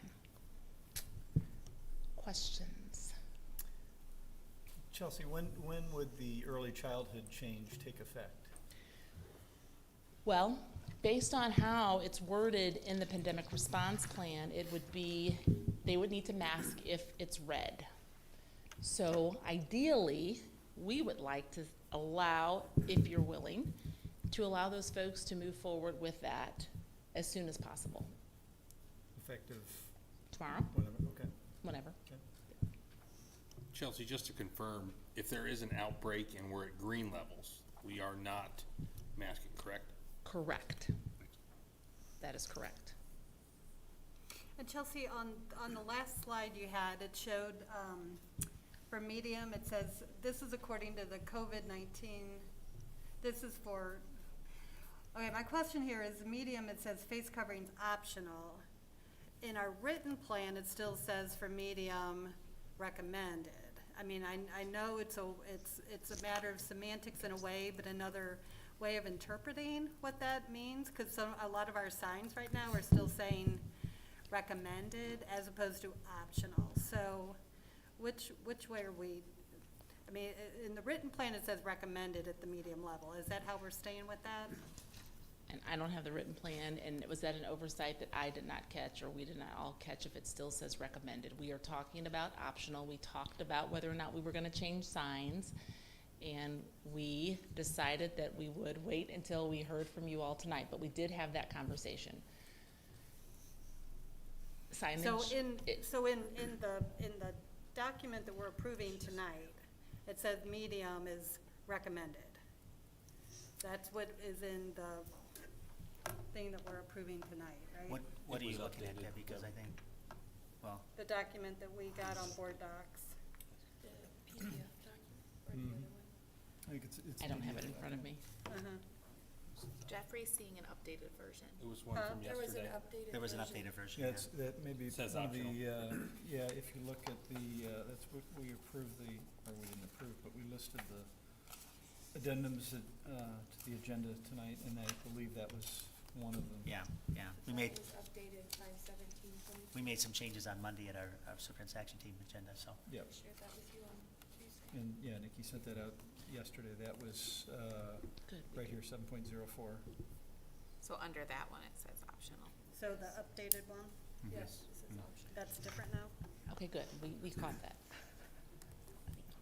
I think just to be clear, under yellow, what we're saying is, we're optional. However, we would use, if a school, under the current, what we're doing right now, if a school had, reached a threshold, we would then have the school mask under the yellow. Now, this is gonna take effect during summer school, and I know Kevin is working with the summer school, Jennifer in the summer school, so we'll use during the summer, starting on June 13th, we'll use numbers and threshold numbers of our summer school sites. So that'll be for the summer. Assuming that we, then everything stays the same, there's no updates. When school starts in the fall, under the yellow, we'd go back to the chart that is in the plan for, with updated enrollments probably. We'll need to update the enrollments, but we'll use the numbers in the. So to address summer school, our dashboard would take a little pause during the summer, okay? And so we would have a statement up there in regards to summer school. Our summer school site administrators will get a daily report. All of our building principals and superintendent's action team currently get a daily report telling us where we are. Those summer school site administrators will work with the nurse on site along with Diane Brown to monitor those summer school numbers. If the summer school site gets to the threshold, then we will communicate with families just as we are now. We have not finished enrolling for summer school, so we cannot identify specifically what that threshold will be until we finalize that registration. And once we finalize registration, everyone that's registered, we will have the numbers for every site and then can follow through with the process. In August, when school starts, the dashboard will go back up based on how you see it now, and you all will then continue making those decisions as to what you're gonna do.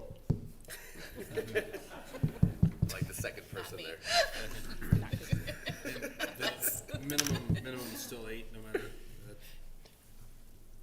Depending on what summer school looks like, if we are about 400, and I think at I looked at kindergarten numbers at Craig, we're at 186 kindergartners by, alone. So we might be around 400 at our summer school sites, which would keep them right at 8. If I could just say, I know Jeff and I, Mr. Todd and I talked the other day, and he asked if we're still going to keep the 2%. I think just frankly where we are, and we're seeing a little bit of an uptick, as you can see. We did believe, we talked Monday, we're going to keep it at the 2%. Now that can change again later in the summer. If we could come back, and like Chelsea said, we're only going to come back when we have recommendations of the pandemic plan, not every 30 days. But right now we feel 2% is still something we want to maintain, just simply because of the little bit of the uptick and our concern about health and safety of our students. I would tell you, when I began this presentation and I put the information in here, St. Louis County was green. Then I had to change the slide because now we're yellow. So we still want to make sure that we are doing our due diligence to keep our community and keep our staff, our students as healthy as we can. Okay. Thank you very much. So may I have a motion and a second that the Board of Education adopt the resolution regarding the 2021-2022 pandemic response plan as presented in the May 18th, 2022 board meeting materials? So moved. Second. Roll call, please, Nikki. Ms. Davis? Yes. Mrs. Hopper? Yes? Mr. Reedy? Yes. Mr. Schindler? Yes. Mr. Seltzer? Yes. Mr. Spector? Yes. Mr. Todd?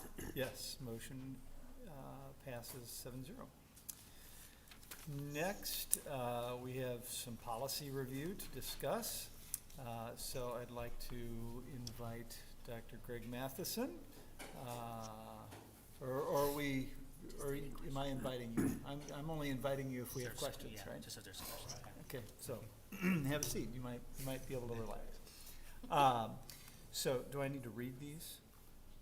You. I will read them. Do it with an accent, though. Do them in an Yeah, accent? make it, you know, make it I'm not even gonna do that.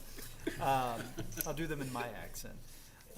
They include 13.01 JGGA.BP, seclusion and restraint, 13.02 JGA.BP, corporal punishment, 13.03 EBBC.BP, lactation support. Does anyone have any questions or comments about any of these policies? Okay. Then, since there are no questions, these policies will be up for approval at our next board meeting. Can we just say, we've all reviewed them. Yep. Several of us have been involved in actually having input on revising them, updating them. A lot of this comes from the Missouri School Board Association, so it's not that we really don't have questions tonight, it's that we've been over them a number of times already, and so we're just ready to move on during our actual meeting here, so. Yep. Yeah, okay. Okay, next up, we have our English language learner program evaluation. So I'll invite Dr. Kevin Beckner, our Assistant Superintendent of Teaching, Learning, and Accountability, to join us. Who's our EL lead teacher, is going to be joining us as well for this presentation. So thank you for the chance to speak again about our program for English learners and the work we get to do with these fabulous students. Just a signpost where we'll go during this time, I will review what we talked about when we started the comprehensive evaluation and just overview of the EL program. Then I'll hand it off to Megan to share how the program or how the evaluation was conducted, along with most of our findings and recommendations. Then we'll take your questions. So in Parkway, we now have just over 1,300 students who are classified as English learners. When we originally presented this earlier in the school year, we were at 1,100. We know that this is a growing population. We have students move in frequently. Ms. Schultz has the opportunity to meet with all of those families when they register to make sure that they get tested, screened, get in the appropriate places. So as you see on the slide, that's approaching almost 8% of our student body. So this is certainly not an insignificant program. It certainly touches many of our students. We do have more than 80 languages spoken in Parkway, and we have rich diversity in that area. I know Dr. Marty got to attend McKelvey, I don't remember exactly the term, but a cultural night just the other night, where we had many of our families celebrating the cultures that they are part of in their homes, or if they're new to our country in their previous countries. We do have 37 EL specialists in Parkway, and we have English learners on all 29 of our campuses, including in virtual campus. In fact, virtual campus has a very large English learner population currently learning online with us. We also have 5 newcomer sites. So these are sites where we try to group together students who are brand new to the country, who have the lowest level of English proficiency, so that we can provide them more targeted support. And you see the schools that are represented there. And we do have a couple other partnerships.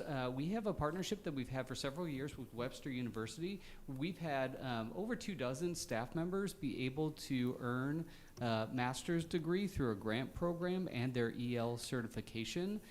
We've really enjoyed that partnership. We've seen a lot of benefit from it. We've hired multiple teachers who were classroom teachers in Parkway who went back and got their certification and their master's degree in TESOL, Teachers of English for Students of Speakers of Other Languages.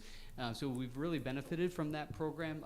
The first phase of that grant is winding down. They're ramping up a second, so we're in some conversation with Webster about continuing, hopefully, that program. We also do partner with adult education through Parkway Rockwood Community Ed, because we do have a large number of families who come to our community. They might not be in our schools, but they still want to learn the English language, and so we certainly partner with them as well. And before Megan shares the process, I do want to thank all of our EL specialists, all of our EL teacher leaders. We do have a couple of them who are here with us tonight, who I will single out. These are EL specialists, but specifically Rachel Manuel Prude is our elementary lead teacher who serves on the leadership team. Carol Lickenbrock Fuji is the middle school representative who serves on that leadership team. Our high school representative, Jillian Baldwin Kim, was not able to be here this evening, but appreciate all the time and effort they put in to this evaluation. We actually just had the pleasure of interviewing for a couple of those leadership positions, and almost to a person, when they came in and did their interview and we said, where do you think we need to go with the program? They said, we really believe in these recommendations. We really think we've got the right recommendations and things that we're gonna bring forward. So certainly very proud of all the time, effort, and energy that this team put into that work. So with that, I'll let Megan share about both the process, the findings, and some of the recommendations. Good evening, everyone. To reiterate what Dr. Beckner said, a huge shout out to our teacher leadership team and all of our EL specialists, K-12, who have really helped us through this extensive process. So, thanks to them. So we started with our target audience, very large, EL specialists, gen ed teachers, administrators, counselors, social workers, also our current EL students, and 6th through 12th grades, EL alumni, meaning students who were participated in our program and graduated out, who are still Parkway students. We also touched base with parents of our English learners and did some research around similar districts to Parkway and the ways that they support their multilingual learners. We did this through tools of online surveys. We hosted an online Zoom focus group for our parents with interpreters in multiple languages, in hopes that we reach a larger audience, perhaps who were not comfortable or have access to email to answer our surveys. So we offered another window to do that, and we did our district comparison with our districts, like I said. Let's see if I can read it. I'm gonna blame this on Kevin, because he told me to click down. Okay, there we go. All right, so overall for our findings, we found that parents, alumni, and social workers had the highest satisfaction rate when asked about our English language support program. 60% of our EL specialists and gen ed teachers responded that they thought the Parkway EL program was either good or excellent. And the administrator satisfaction rate was the lowest of the group that we found. Our parent focus group let us know that email is their preferred communication rather than phone. That way they're able to translate and interpret it however they need, and they also have information there that they can show others who may be willing to help them. So that is their preferred communication method. We also found out that interpreter access is desired to initiate communication with teachers in schools from the parent side. So they would like to have some more information about how they can be the ones to reach out to teachers in school using that interpreter. We often are the ones on the school side that reach out to the parents, but we'd like to offer some way for that to be back and forth. And parents also shared that they wanted students to be able to attend their neighborhood schools. So I'm not sure if you're familiar or remember from earlier when we spoke in the fall, but we do have some programs only available at certain areas of the district, and we make those recommendations. The student needs those. We do provide transportation for them to get those services at another school. But parents have let us know, a lot of times they choose those neighborhoods because that's where they want to be, and it's important for those students to be with their neighbors. All right, in our district comparison, we found that most of the comprehensive EL programs were in states with really detailed EL expectations handed down from their state Department of Education. Most of these have processes and to monitor the students' progress, to measure their English language acquisition growth over a stage of time, and their program models aligned with their program goals. There was also a set of programming, the programming would change to meet the students' need as they progressed over time. So, Our team came up with 6 recommendations that we're excited to share with you tonight. We really believe in these. The first one being equitable staffing. The second, assessment and curriculum. Professional development, our access data, which is the standardized assessment that we use yearly for our students to measure their academic language growth. Early childhood supports, and our leadership structure. So I'm going to hand it back over to Dr. Becker for a few minutes. So I'm just going to speak about recommendation 1, then I'll come back for 6. These are the ones that deal with staffing. Back in the fall, President Todd, I believe, asked a question like, do we have enough EL staff? And I believe my answer was, if you ask any of our EL specialists, they will tell you no.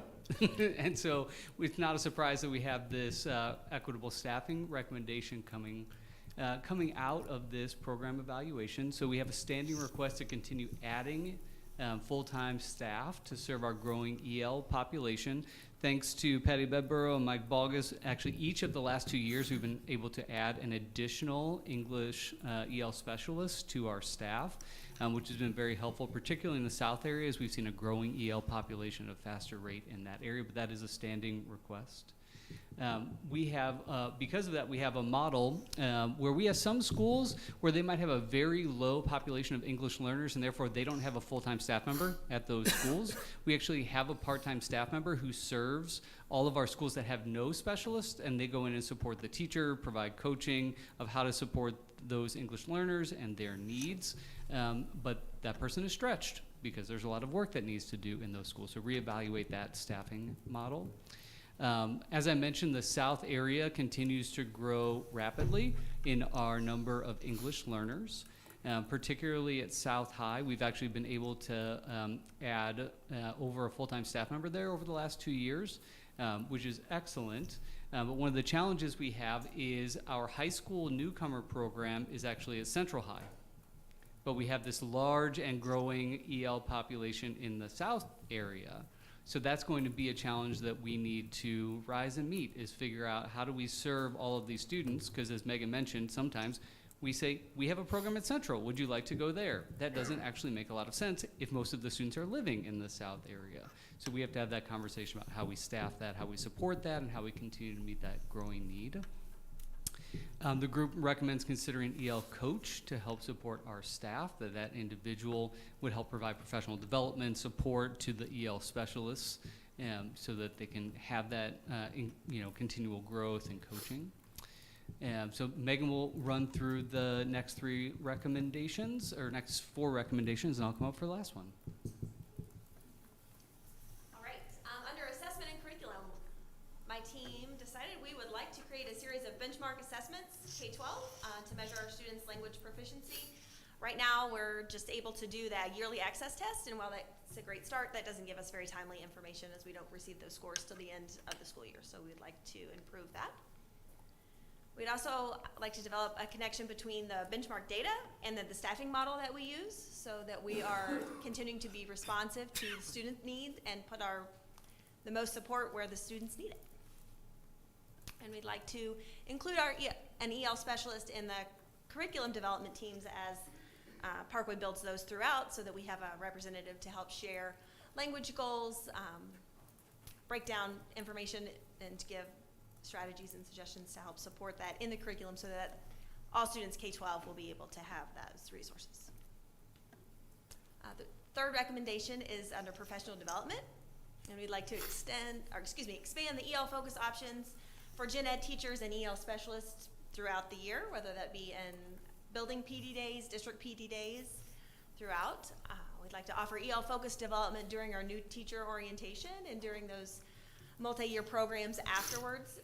Then new teacher orientation being just like the first week before the rest of the staff comes back, but then continuing those, offering opportunities to help those new educators learn how to best support students in their classrooms throughout their 3 years.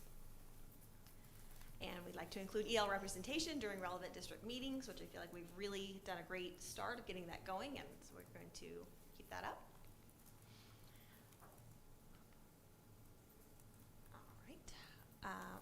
We just did that, going backwards. All right, recommendation 4, around our access data. Carter Snow's Office in Assessment has been super helpful, giving us a lot of data. They helped us get information for our surveys, along with Dr. Tyson. So I'd like to thank them, but also we'd like to use Carter Snow's office and use their expertise to make our access data more useful, make sure that we're using that to measure the growth of our students and our program, following that back and forth to make sure we are doing what we need to do and make changes where we see fit. Fifth recommendation is around early childhood. We'd like to partner with our Parkway Early Childhood Leadership Team to help better support our multilingual families. We know that the early intervention is the best way to go, so we can start those partnerships and support early. They'll be even more successful as they join us at the elementary level. And finding opportunities to support our kindergarten students comparably with the other grade levels. So just making sure the kindergartners are getting the same kind of support as any of the other students in Parkway. And we'd like to adjust our staffing and other processes to reflect the changing state or the national scoring criteria. So as things continue to change and shift through the nation, we want to make sure here in Parkway that we're being receptive to that and that we're following along with those trends. And then I'm going to have, Kevin's going to share this. So the two recommendations coming out of the leadership structure deal with the fact that we've had a changing leadership structure over the last 10 years or so. Most recently, prior to our current structure, we had a coordinator of customized learning who oversaw not just EL, but also reading specialists, as well as our gifted program. When that individual left, we were in the middle of the comprehensive staffing study, and we decided not to replace that individual, but instead create the structure that we currently have, which is Megan is the lead teacher, who does a fantastic job, working with three of our lead teachers, one from each level, one from elementary, one from middle, one from high, and they constitute that leadership team. So that's the recommendation. Reevaluate that. Is that the appropriate structure? Is that the best structure? Is that the way that this department should be organized? And then consider, in some school districts, EL actually lives in the student services department. And in our district, it lives in the teaching and learning department. So consider that leadership structure and how we can foster that connection between student services and teaching and learning. I know one of the other, you have the report, you've received the full report, and one of the other more detailed pieces is really working with, you met Cartelia Lucas earlier, a new director of diversity, equity, and inclusion, partnering with her, who is in the student services department, just to facilitate that collaboration, because we know that students in these areas often have lots of need, and student services is all about meeting student need. So those are the 6 recommendations coming out of the EL program evaluation. I see there was a small bullet. Also, Megan does a lot of screening. Megan does a lot of screening of new students. So also the consideration of creating an EL screener position that would free up Megan from having to do all that work herself. So those are the recommendations on the leadership structure piece. So at this time, we will take any questions that you might have. Well, I'll just start and thank you for such a detailed report. I'm always fascinated by anything Carter Snow is involved in gathering data and publishing data. He goes to some great detail. I was curious though, in your report of the different subgroups and their opinion of the overall quality of the program, almost every subgroup reported a 2/3 or higher favorable rating, except for administrators. And Dr. Beckner, you being an administrator, I wondered if you could comment on, from an administrator's perspective, what do you think administrators are seeing that needs improvement over and above what everybody else does? Yeah, it's an excellent question. I will actually let Megan respond because she's actually read through all of the comments on those along with the rest of the team, so might have more insight about what some of those challenges might be. So as far as administrators, that had the fewest number of respondents, and so I think it was only 2, was it 2? Team, do you remember? 2 or 3? 9, okay, excuse me. So 9 administrators responded. In comparison to the other groups, there were much more. I think when I've had conversation with some administrators, something they're wanting to see from the EL program is clear expectations and knowing what the delivery model is. So here in Parkway, we do use a variety of EL models, and that does look a little, how that is carried out does look different at each school. As you know, there's a lot of autonomy in Parkway in the way that they run their buildings, which is a huge positive, but it does at times create some difficulties of making things look the same or the delivery model the exact same at each building. So that is something that an administrator shared with me. I'll just make an observation to make sure I'm clear on this, that you've added one staff member this past year, but you've added 200 students. Correct. Okay. Going back to that first recommendation, a couple of staff. Yeah, we actually, and I believe this was in some of the appendices data in the report. If we go back 15 years, this was a group that was around 300 students. So I mean, we talk, and that the pace of growth has leveled. It's still going up, but the pace has leveled off. We went actually through a 5-year period, about 12, I think it's 7 to 12 years ago, where that number was like doubling every year. Well, that pace, we're not at that pace, but it's still growing, and it's still a continual need. I have shared with the rest of the superintendent's action team that this is certainly an area that we need to look closely at, because it's an area that if we really need to serve our students, we are just continuing to ask our EL specialists to do more with the same. Like I said, we've been very fortunate to be able to add some staff. We actually did use during the pandemic we used our ESSER funds, the federal relief funds, to provide multiple EL specialists, particularly to serve our students who were learning virtually during that time. So we have been fortunate to have some opportunities to do that, but if our trends hold, we will continue to see this population grow. And if we continue to see this population grow, we're going to continue to need more support in that area. We're also looking at ways, we've already talked both with Patty Bedber and Mike Balgus about, we don't know that we'll ever be able to hire enough people, so what are other strategies that we might need to look at? For example, this partnership we have with Webster, having more classroom certified EL teachers means there's more people providing EL support, for our students who need it. That's not a solution, but it certainly is something that helps our kids who are in those classrooms when the teacher has strategies that they can use. So those are things we're having conversations about, is what's the long-term approach that we need to take here. Dr. Becker, I think it's in the last, and Megan too, just in the last probably 2 months, we've seen Afghan families and Ukrainian families, right? So I don't know if you have any comment about, we're starting to see the influx, and that may continue. Yes, I expect that to continue. So in April, we were fortunate enough to enroll 18 Afghan refugees, 7 at Ross, 5 at Central Middle, 4 at Central High, and a couple Ukrainian refugees at Ross as well. I get phone calls almost 2 or 3 times a week from Parkway community members who are saying that they're reaching out on behalf of Afghan families, that they're partnering to help get them settled here in St. Louis. They're in St. Louis, but perhaps they're not in safe areas, and so they're moving. They're getting at least next week. What do we need to do to get these students EL support? So I am expecting that number to grow and increase as we move through the summer and especially into next school year. Dr. Becker, you might recall, board members, a couple years ago, we signed on with, I think it's called the OASIS, right? The organization that welcomes, and I heard one morning that, they are steering families through school districts that partner, and we're a partner. So I suspect that they're recommending Parkway as a destination district. And if I could just give a shout out, we talked a little bit about the coordination between teaching and learning and student services.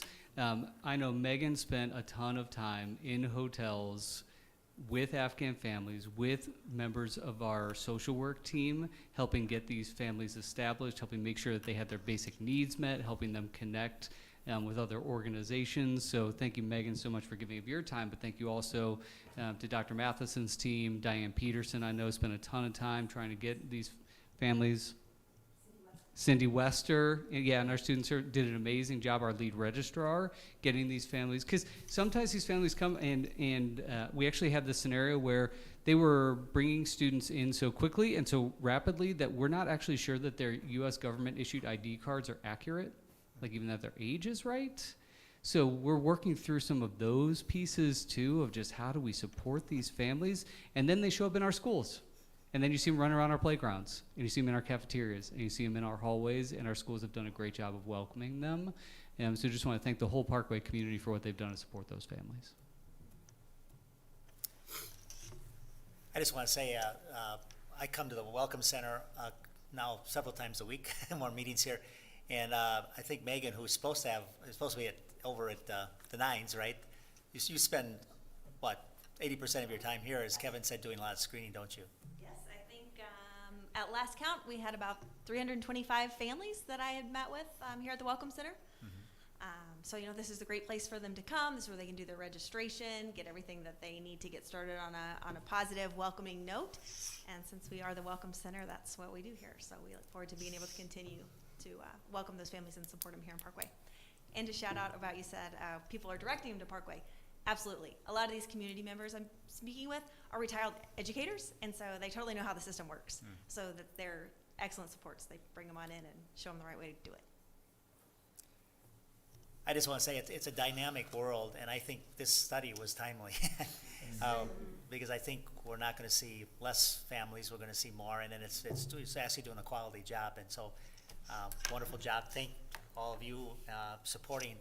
But we do have to think about structures. We have to think about, doing the right work, because we're going to continue to have this challenge. And I'm proud of Parkway, but it's also another challenge we're facing in terms of doing because we want to welcome families, but also do the right thing and certainly have that integration occur. Any other questions? Okay. Thank you all very much. Appreciate all the hard work. Next up, we're going to talk about the bond projects and the survey work for that. So I'd like to invite Patty Bedborough, our CFO, Paul Tandy, our Chief Communication and Emergency Management Officer, to join us to talk about the bond.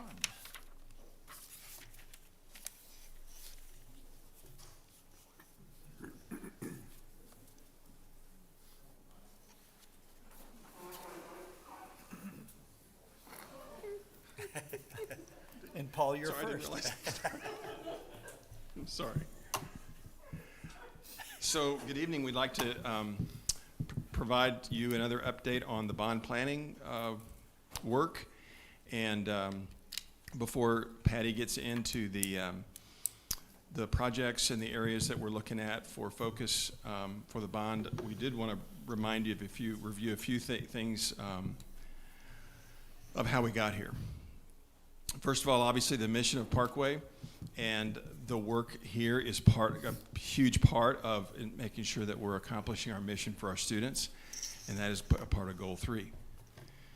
Our planning process, you've seen this before, it started last fall, and what we always do in these bond planning cycles is we try to spend as much time as we can gathering feedback from the community, because at the end of the day, what you want to do is have a proposal that has been vetted through the community and that it's something that they find that they have prioritized and that they support and they think we need.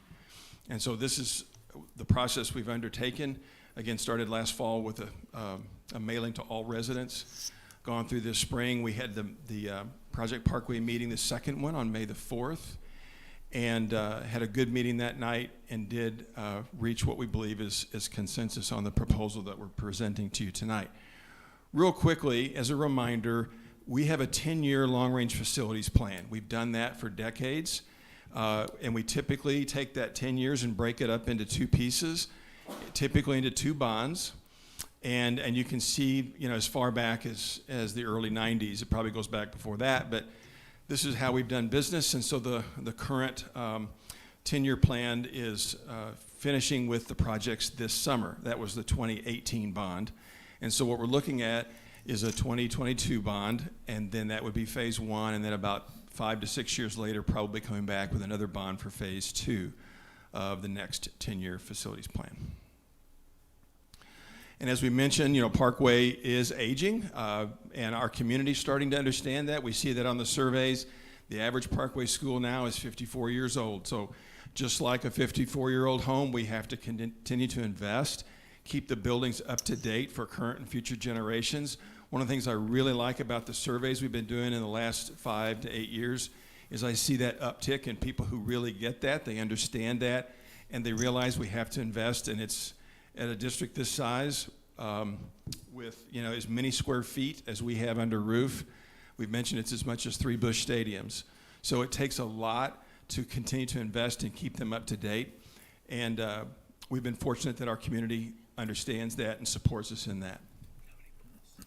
So I wanted to really quickly, I know you've heard this at the workshop, so I've just condensed it. Dr. Marty wanted to kind of make sure we just reminded you of the high-level overview of what we heard this past semester. The first thing I want to go over was from the first Project Parkway meeting, and I know most of you were there. We had a great turnout that night. I think we had 250 people. And we went through all the major areas that we were tentatively proposing on the bond. As you can see on the slide, those were as follows. An early childhood center, technology improvements, overall capital improvements, and the district pool proposal. Then we also asked people for their input just overall based on everything you've heard and seen. What are your thoughts? And we asked them to rank it on a scale of 1 to 5, 5 being the most important and 1 being the least important. And as you can see, that night of all those participants, we had strong support really for every area being proposed with the exception of the pool project. In fact, if you look on the right, of all the people who weighed in, for example, at early childhood, everybody gave it either a 4 or a 5. But then if you look, for example, at the pool proposal, the scores ranged from 1 to 5. So people were clearly, divided on what we should be doing with the district pool, whether it should be a district pool or whether we should have new pools at each high school. So overall, there was strong support expressed that night. Also for the early childhood, the elementary playgrounds, I was surprised to see the verbatim comments as strong as they were on that, particularly elementary playgrounds that are inclusive and accessible for all students. There was a desire for more ADA and accessibility improvements. And then finally, of course, the pool proposal did lack consensus. Now that was from the spring Project Parkway meeting. We also did a survey where we hired an independent company to do a random survey of 400 households. And they did both landlines and mobile phone numbers with a margin of error about 5%. We found these surveys are very accurate, similar to a Gallup type poll. And just real quickly, a couple of high-level pieces from that survey. First of all, one of the things we did is we asked people what are some strengths or some areas of improvement for Parkway. Strengths of Parkway, you can see the top 2 had to do with quality of education and academics and high-quality teachers and faculty. And also the third highest mentioned area there was that we have strong support from the community. When we asked them, again, 400 respondents, what are some areas where we need to improve? I guess the good news is that 200 and however many of them said, well, I think we're doing a pretty good job. You're doing a pretty good job in Parkway. The third highest mention was watch your expenditures particularly during inflationary times. People are obviously very concerned about that. Then we did give them a number of areas we were considering for potential bond improvements. Asked them to rate them on a range, a 7-point scale, 7 being most important, 1 being least important. Anything above a 5, 6, or 7 is considered really strong support. Anything in the 4 range is sort of middle of the road, and then 3 or lower is considered low support. As you can see, the highest levels of support, I'll just talk through a couple of them. The very highest were improvements for accessibility for children with special needs and technology infrastructure. Jason would be happy to see that one. Also, aging roofs, windows, doors, and plumbing. People get that. They understand it's a critically important thing that we have to continue to do. And I won't go over all of them, but you can see even playgrounds scored over 5, over 5-point scale. When you got down to the swimming pools, it started to drop into the 4s.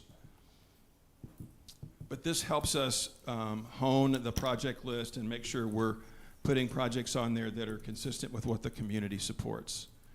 We did ask them the degree to which they would favor a $265 million no tax increase bond proposal. You can see the results there. If you add the strongly favor and favor, at 69% indicate they'd favor it, and 31% would oppose. And as a reminder, in Missouri, you need about 57% positive to pass a bond. And so this is 69, so even well within the margin of error. Finally, we conducted a thought exchange. And Debbie mentioned we did one at the May meeting as well. This was actually one that we put in the field earlier than that. We had almost 400 participants on that particular thought exchange. We did ask them as well the degree to which they would support the bond proposal. And you see the numbers are fairly similar, although on this thought exchange we had more people saying they were undecided than yes or no. But in terms of the positive support, we did have a very similar numbers of 66%, and similar to the 69 you saw on the phone survey. On the thought exchange, the software develops themes, and I'll just talk about the top ones. The first one it's cut off there, but one of the top themes was we need to continue to invest in our schools. The second related theme is we need to continue to make building improvements, construction improvements. And then the third one was what's titled community pool, but what you also see further down is district pool and then pool. So there were three different sort of chunks of comments on the thought exchange regarding the pools. So there was a lot of chatter on the thought exchange about the pool project. What we found is there was more disagreement on what to do with the pools than a lot of the other larger areas like technology or early childhood, for example, where we had more consensus. The top three comments under the sort of theme of investing in our schools, you can see there. I won't read them all to you, but basically, we've got to stay competitive. It's important for us to keep our schools up to date. That's critically important. On the facility improvements theme, what you see there is the top three comments, all scoring above a 4.3 on the scale of 1 to 5. Many of our buildings are out of date and need to be improved, for example. A lot of our facilities need improvements. Then on the pools project, or pool proposal, you can see there people made comments. A lot of the people were upset about the condition of the pools at the high schools, and so those people then were the ones that typically were saying, I don't want a district pool. I'd rather focus the energy more on upgrading and renovating the current high school pools. So there was disagreement on that. What we saw on the survey was, probably 100 or so people were opposed to a district pool, and then maybe 50 or so wanted a district pool, but they were pretty polarized in their opinions. The one thing I will say, when you look at those people who were really passionate about the swimming pools, one way or the other, they did have some things they did agree upon. For example, they all agreed we need to work on our locker rooms and restrooms and so forth in those high school facilities. There's some areas of common agreement that everybody did agree on. So finally, just some top takeaways from all the feedback in the last few months. Overall, I'm very pleased to say that the major categories in the bond proposal do have strong support. Like I said, capital improvements, people understand that in Parkway. Technology is very high. Early childhood proposal, very strong support. The playgrounds, ADA improvements, which we've added some more funding in there for ADA. And I mentioned the locker rooms, but the final thing, again, was the lack of consensus on the pool proposal, which is why we did make changes. And that's what we've typically done. We try to listen to what we hear from the community and then adjust the proposal based on what we're hearing, because we don't want to put something on the ballot that the community doesn't support. And so we have to just find some common ground, and that's kind of that's why we do this process. And with that, I will turn it over to Patty. Thank you, Paul. So we're going to go through some of the highlights from some of the changes that we made. As you know, this has been a process that the facility staff, so James Swingle, our manager of construction and planning, along with Ralph Neese, our director of facilities, and their team have been going through their project list for about an 18-month period. And certainly this has been a little bit more of a public process in the last several months. But with that, and with the feedback, we have made some some select changes. This is still marked as a draft because, of course, next month we, based on your feedback from tonight, we'll bring forward the actual project list for your review and then your approval. So, based on the feedback, of course, the public said, update my buildings, they're out of date, keep that property up to date. As you can see, the largest chunk of money here, 133 million, almost 134 million, is for capital replacement. So replacing existing roofs, HVAC, windows, etc. Technology related, $38,520,000. So not only burying our existing fiber cable, but reconfiguring some of that along with other classroom enhancements, etc. So also looking at ensuring the accessibility for all of our students, just over $6 million. Safe and accessible elementary playgrounds and preschool playgrounds, so just over $9 million, $9.5 million there. Classroom, restrooms, cafeterias, early childhood center, and athletic improvements, 76 million there, so almost 77 million for a total of $265 million. Remember, our basis of all of our planning is our energy efficiency and our sustainability. In fact, James Swingle, he is not with us this evening because he is in Washington, D.C., attending the Better Building Summit, not only to do a presentation, but he's also accepting an award for the district because we've met our 20% energy savings from the Better Building Challenge. And so, with no longer having right now a sustainability person, with him being in DC, we're having him accept that award for the district. But know that when we have the opportunity, we improve the insulation on our roof decking, we improve the quality of our windows, ensuring that our indoor air quality is as high as we can do, and meeting, you know, that healthy environment for really peak learning to take place. So some of the highlights of our updates that we have changed. So reconditioning the 4 existing high school pools. We're looking at renovating the locker rooms and the accompanying restrooms and the training rooms. Additional investment in ADA projects to continue our efforts toward accessibility.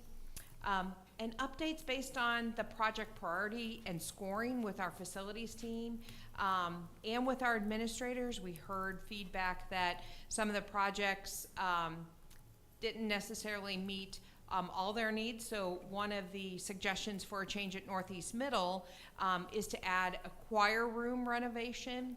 Also, with not having the pool located here at South Middle, we are recommending additional parking lot improvements, which would also include additional turn lanes because traffic here at arrival dismissal is a bit of a challenge. And also as professional development opens up to more in-person, this building and all of our professional development rooms will be in use at a greater rate. Also looking at some of our domestic sanitary and stormwater capital improvements. So we have had some water retention issues. And then of course adding additional windows and doors district-wide that originally were removed in order to make room for enough money for the district pool when that was part of the plan. Just to kind of highlight some of the what's going to take place with the reconditioning of the pools, certainly redoing the surfacing. So right now we get a lot of complaints that there's cracked tiles. So looking at a surface that'll be more of a solid surface for the pool decking. Also making sure that we have some training with safety of the items that are used around the pool, making sure people aren't just dropping equipment nonchalantly. So please, you know, taking care of the facilities.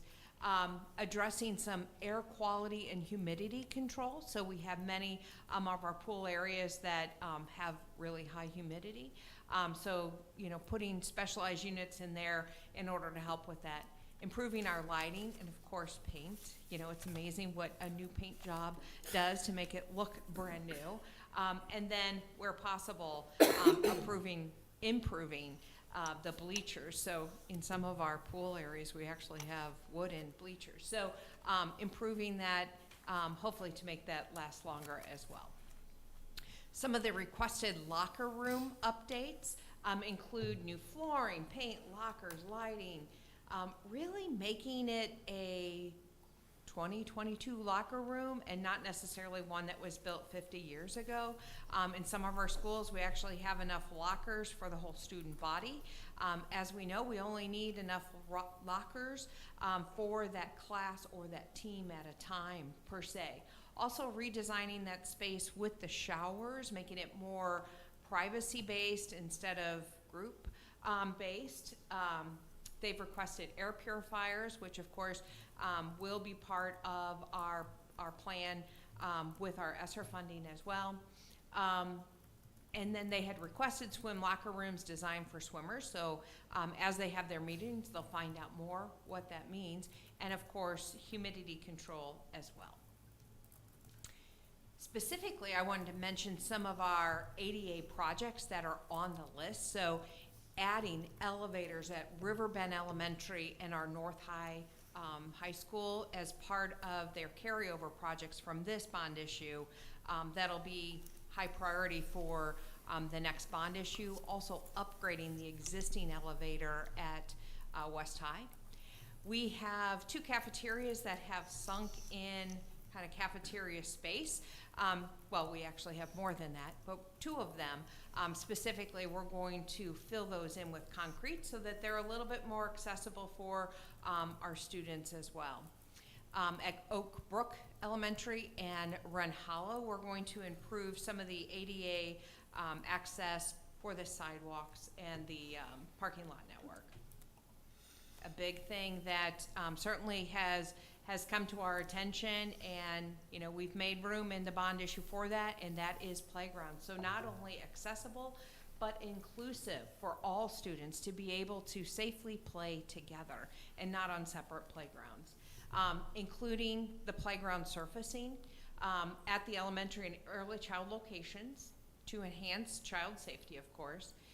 Consideration for each of the locations would be given then to PTOs to expand what the project scope would be.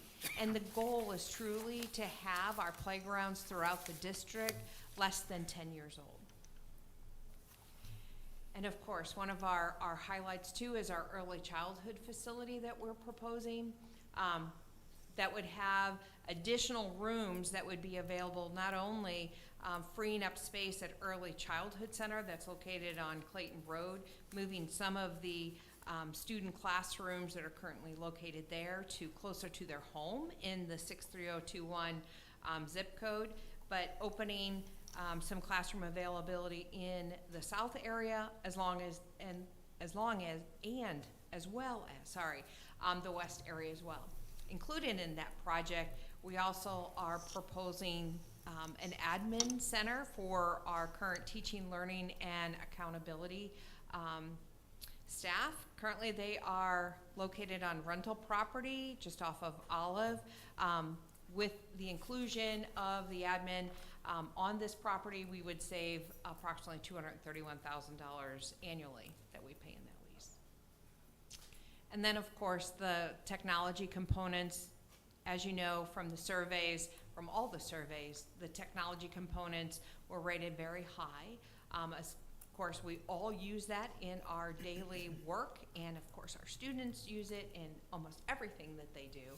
So with the technology components, this would touch almost everything that they use, not only our safety and security, our data backups, so making sure that we have really good secure data backups, but then it's everything with our fiber, improving our wireless network, enhancing our cameras, and then of course also improving our classrooms with more video boards and replacing the aged smart boards.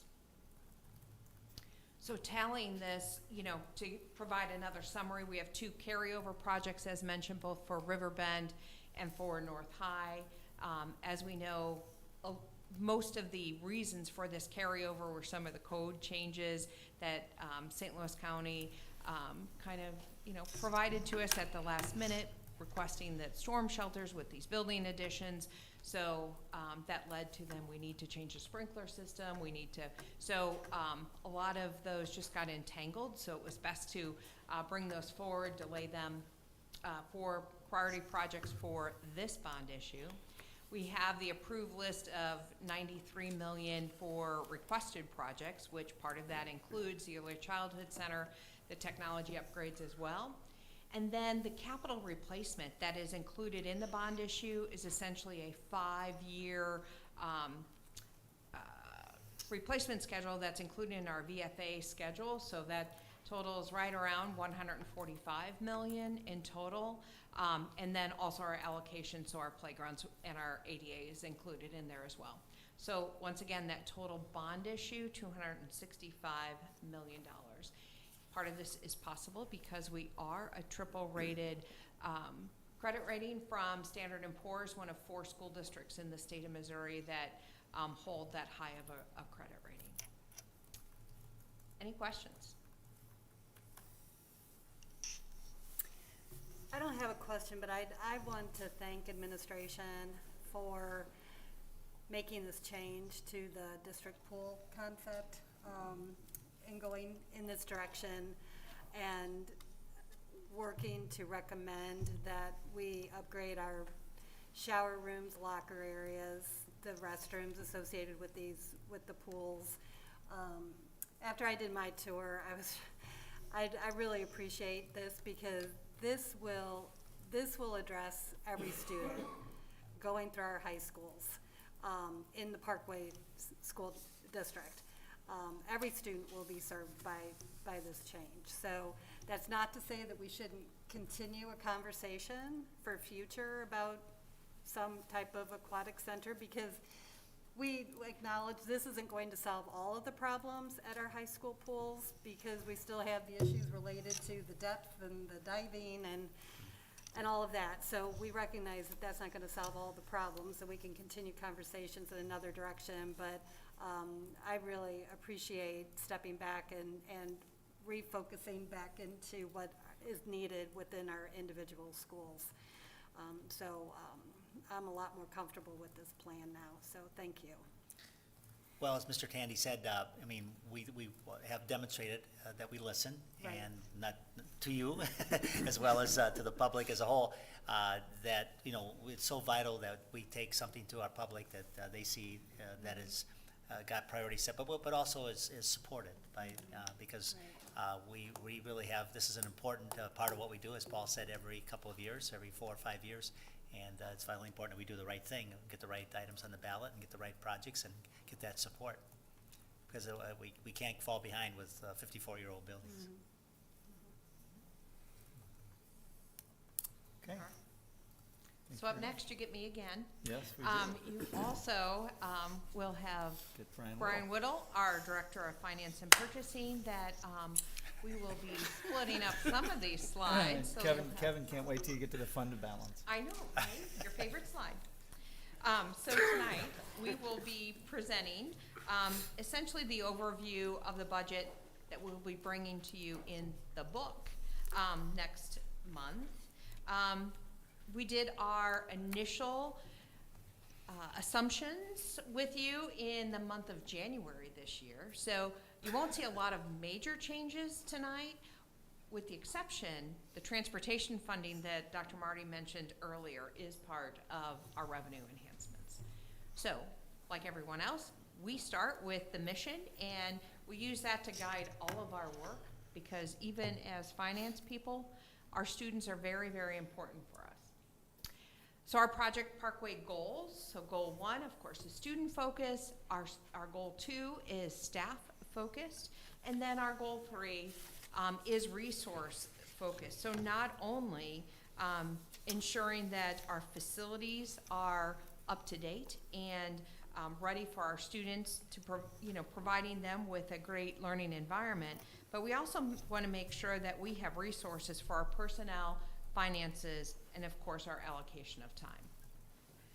So our timeline, we are right at that May point, so we're coming to the end of this preliminary budget preparation cycle. So we've already developed the assumptions. We have had our budget managers provide their expenditure budgets based on zero-based budgeting.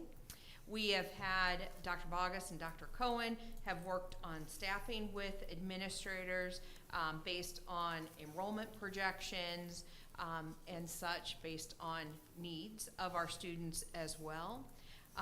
With that too, we've worked on negotiations with some of our employee groups too. And with that information, we've been able to then develop our preliminary budget. When we look at operating revenues, our largest source of revenue is our local revenue. So it is 88% overall. One thing you'll note here is our state revenue is actually estimated to be over 5% this year. Normally, I say it's under 5%, but with the influx of approximately $2.5 million additionally in the state transportation funding, that has certainly bumped that revenue source significantly. The other thing to note here is a little bit of fluctuation with our federal funding. This current year, our students are able to eat breakfast and lunch for free, and that is part of the federally funded program. That program ends the end of school this year. So next year, the parents then will begin paying for breakfast and lunch for all those that don't qualify for the regular free and reduced program. So that's one of our changes that moves from the federal funding to then local funded. Just looking more in depth, just taking apart the pieces of the operating revenue. Certainly the largest portion of that is our property taxes, and we'll go into that a little bit more in depth. The other portion is actually Prop C, and Prop C is the 1% sales tax that is charged on all goods and services, including food. And then it comes back to the district based on our weighted average daily attendance. So this year we have received about $150 more per weighted ADA than last year, so quite a significant increase. A lot of that is based on the change in legislation last year on the Wayfair bill, meaning that all sales tax comes in even on internet sales. And the other part of that is we are all paying more for all goods and services, so that just makes that amount greater. The great news then for next year as we're looking at that is we're looking at the estimate for Prop C to be $1,250 per weighted ADA. So that is, almost a $200 increase based on what our Prop C was per weighted ADA 2 years ago. So certainly a great thing. So our major components of property tax are assessed valuation, our new construction, collection rate, recoupment, and CPIs. We're going to go into a little bit of detail. So not a lot of big changes from when we did the assumptions. Our assessed valuation, you know that our major players is our residential property and our commercial property. So our residential property, we know that we still have very strong growth in our home values. Our commercial property is mixed. So we have not only strong industrial property, so warehousing space, manufacturing, but we have the unknown of our existing office space. So with COVID, while we're not seeing big vacancy yet, we know that we have a lot of buildings that perhaps have long-term lease agreements and such too. So that is one classification of property we're going to have to, really be conservative in our approach with, because we do not know what the future holds for those valuations. The one thing we do have in our favor is location. The next component is collection rate. So that is the percentage of funds that we receive that are based on versus what we have assessed. A lot of influx and changes over the last several years based on even our protested taxes. So in the year during COVID, the State Tax Commission did not meet, so they didn't settle any protested tax settlements. So, and that's why we have a slight dip last year. Then also because we had some older protests that were actually settled last year.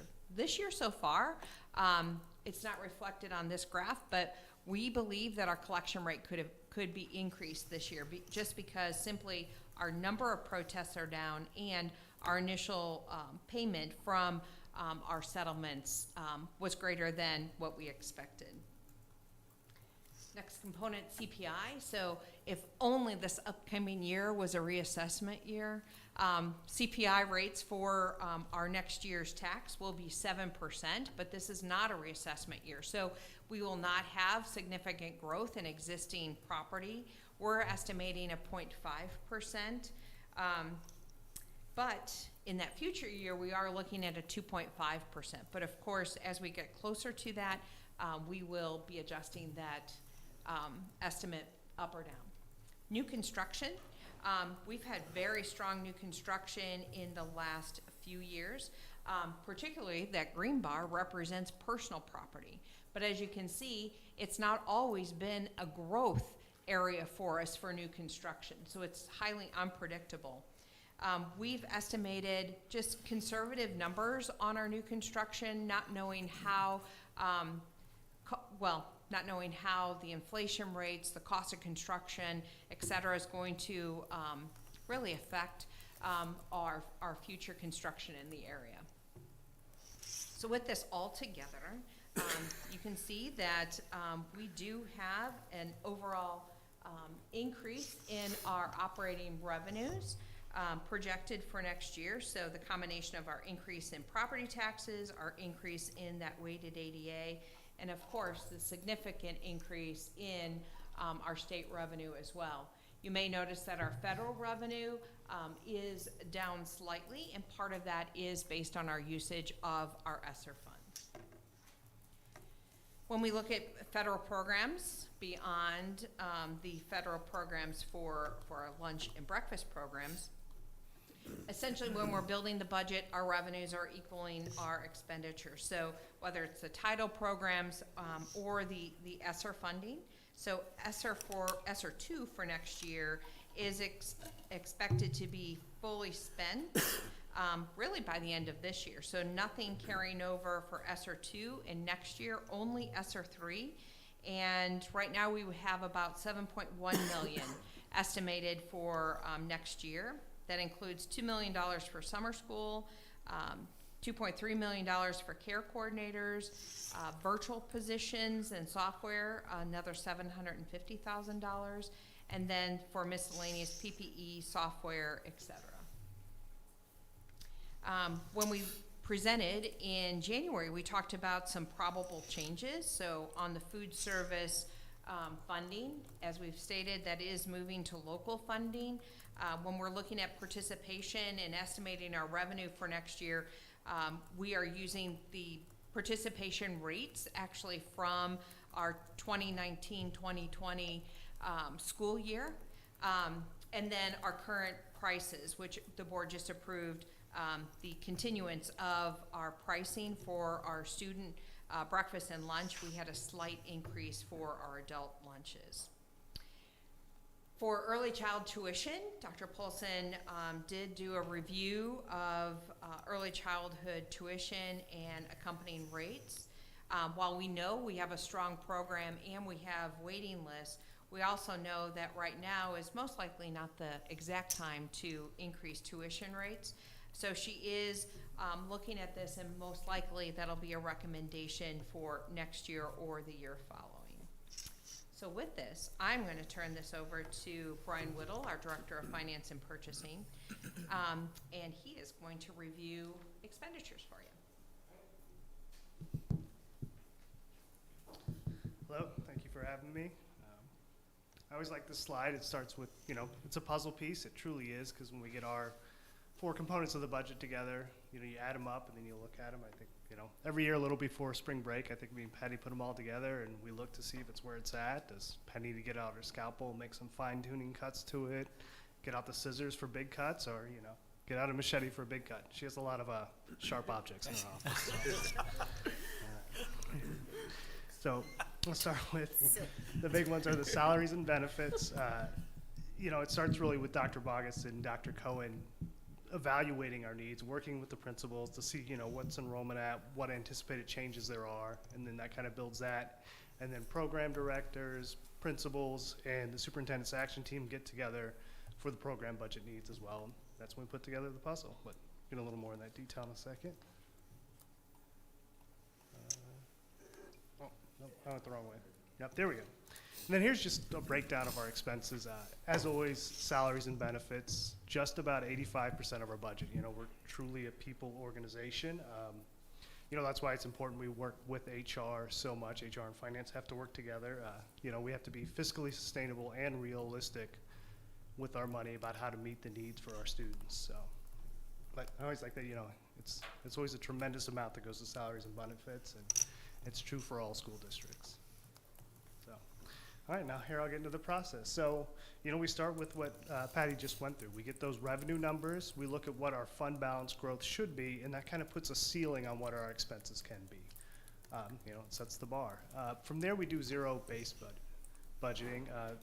First step is we ask the administrators to kind of look at what their needs, like what are their goals for the next year, and then what is the funding needed for those goals. That goal could be new staffing, it could be moving staffing around. Sometimes you have to buy new software or other supplies to get there. And that's kind of what we mean by zero-based budgeting, is really look at it, start from zero and get there. We don't give them a number ahead of time. We let them come to us with a number.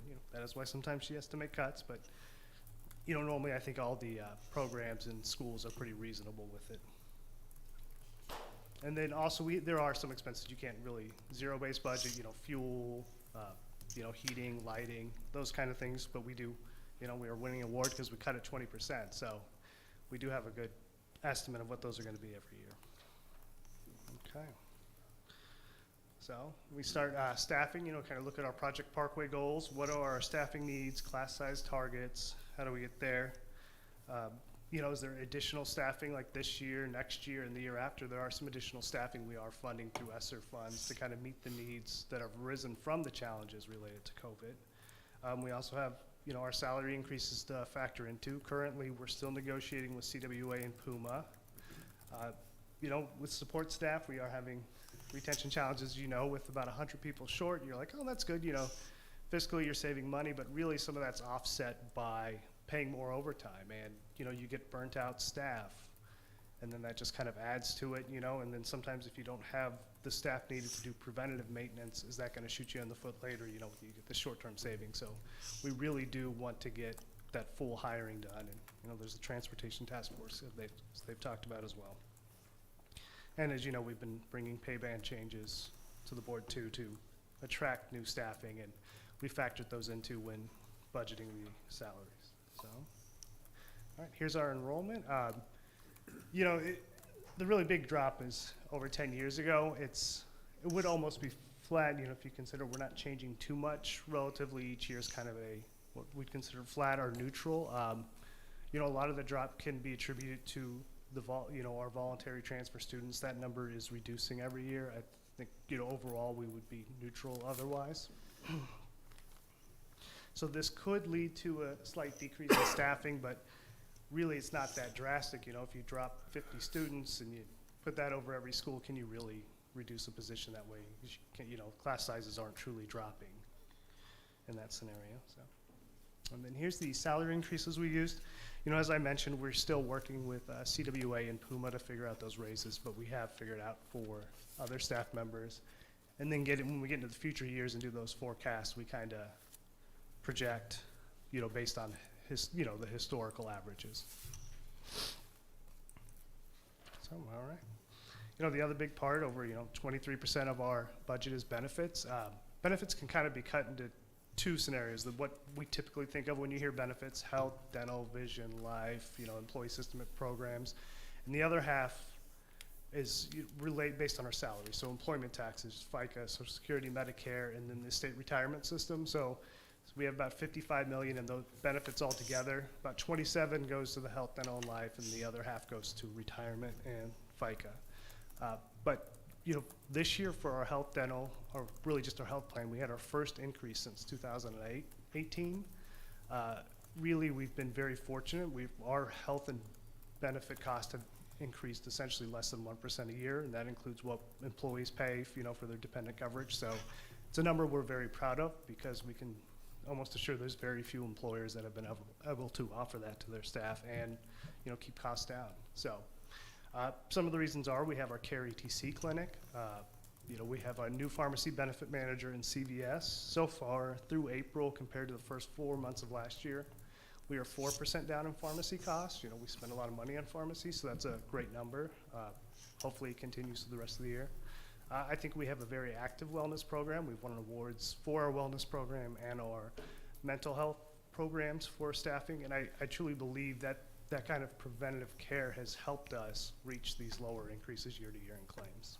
So, and then overall in the future, we kind of say there's going to be 2.5% increase when we're projecting in the future, and hopefully it comes in lower, and that frees up spending, for other important programs. So, and then the other one, as I mentioned, the other half of our benefits is kind of the retirement and taxes. There's no mention of Social Security or Medicare increasing their tax rates, and the state retirement system is not projecting any increases in their percentage. So that cost just goes up from salary. If someone's salary goes up $1,000 or 1%, that means there's going to be a 1% increase in that. And obviously, our increases are more around 3%. So, and then that. Put all that puzzle together, and here we get to our projected operating expenditures each year. If you look from 22 to what we're thinking in 23, it is kind of flat. Really, there's going to be an increase, just like we think some of our revenue numbers are going to do better. We're pretty confident that some of our expenditure numbers are going to do better. Again, some of that's related to turnover, and then there's also just been better performance than we assumed with purchasing services and supplies. Oh, and yeah, we had that, the one-time stipend this year as well. That really bumped up our salaries year to year. I remember banging my head trying to figure out why it was staying flat. I knew you were worried about it. Yes, I was like, our salary should be going up more year to year, but we did have a huge one-time this year. And then here is our operating fund balance. As you can see, we're going to finish this year. If we only hit these projections, which are conservative, we're going to finish with 29%. We could finish closer to 30%. That's great. 10 years ago, 2012, there's an upcoming slide that'll show it. We were at our lowest. We were at 10%. And that meant of our expenditures for a year, $250 million, we had $25 million. We didn't have enough cash to get through until property taxes, so we had to borrow money, to make payroll and things like that. We have not had to do that for the last few years because we've increased that fund balance so much. I think one thing with Project Parkway 3.0 that we're going to have to look at is, do we still need to grow the fund balance 0.25% every year to hit these goals, or at some point it takes more money to increase it by a percentage every year? We're going to start looking at the dollar amount based on what do we need cash-wise so we can meet the needs of the students and not have any of that borrowing expense.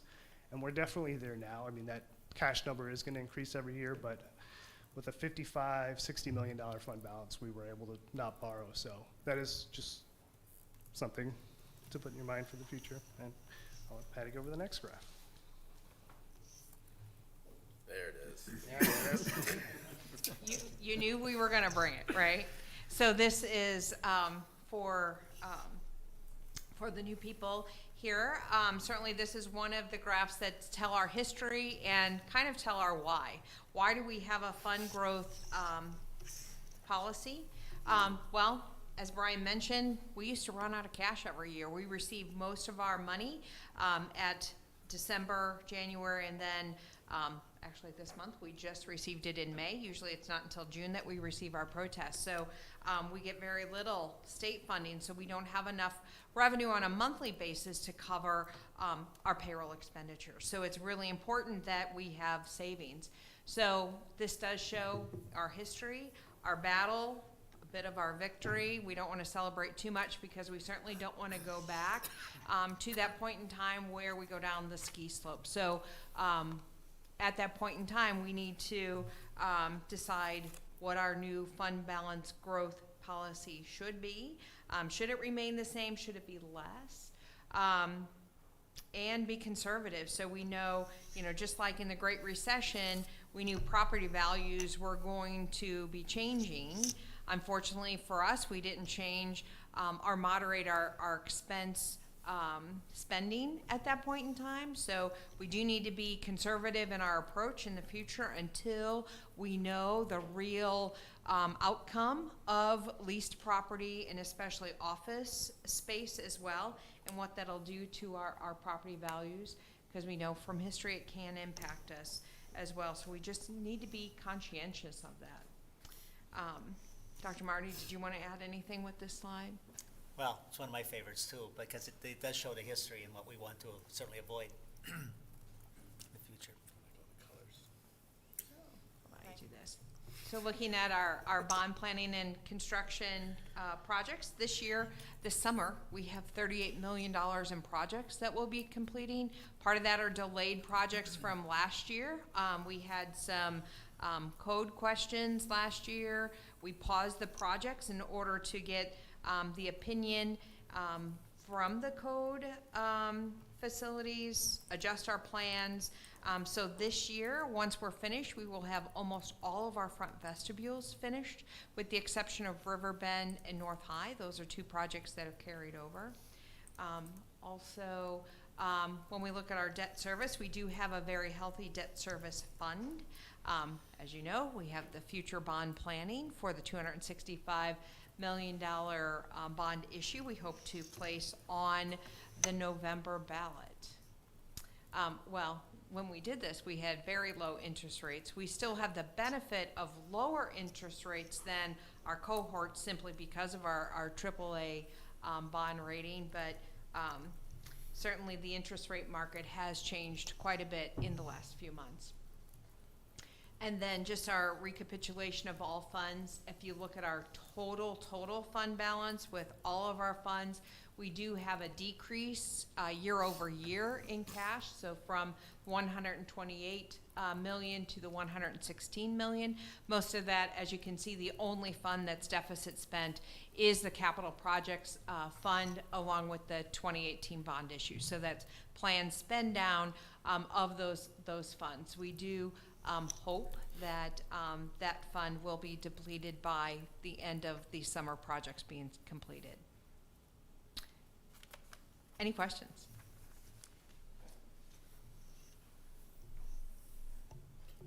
I'll just ask one question. We know that there's a bill out there that is asking or recommending that the starting teacher salary be up to $38,000. Is that part of this budget at all, or how are you addressing that situation if that comes into play? Great question. We are one of the few districts in the state of Missouri that our starting teacher pay is actually $44,000. So we're not directly impacted by that. That bill was passed, and that is one of the reasons that the legislature also recommended the fully funding of the transportation funding in order to help to support that minimum teacher salary. So some school districts are having to essentially compress their salary scales. So let's just say their beginning teacher pay may be 30. It may be somebody on step 10 that is making 38,000. So suddenly next year, if they adopt that program, they will have teachers year 1 through 10 being paid that same amount of money. So certainly that is a concern for us, but for us, it's not necessarily impacting us. From what we've heard from the legislature too, is this is a one-time infusion of the transportation increase. So far, there's not anything that I have found that provides any type of longevity with that funding. So if you look at our estimates, you'll have the large increase in state funding for this upcoming year, so FY23, but you'll see that decrease in FY24. So as we learn more, certainly we'll make the adjustment, but we're not going to bank on that money being there at this point in time.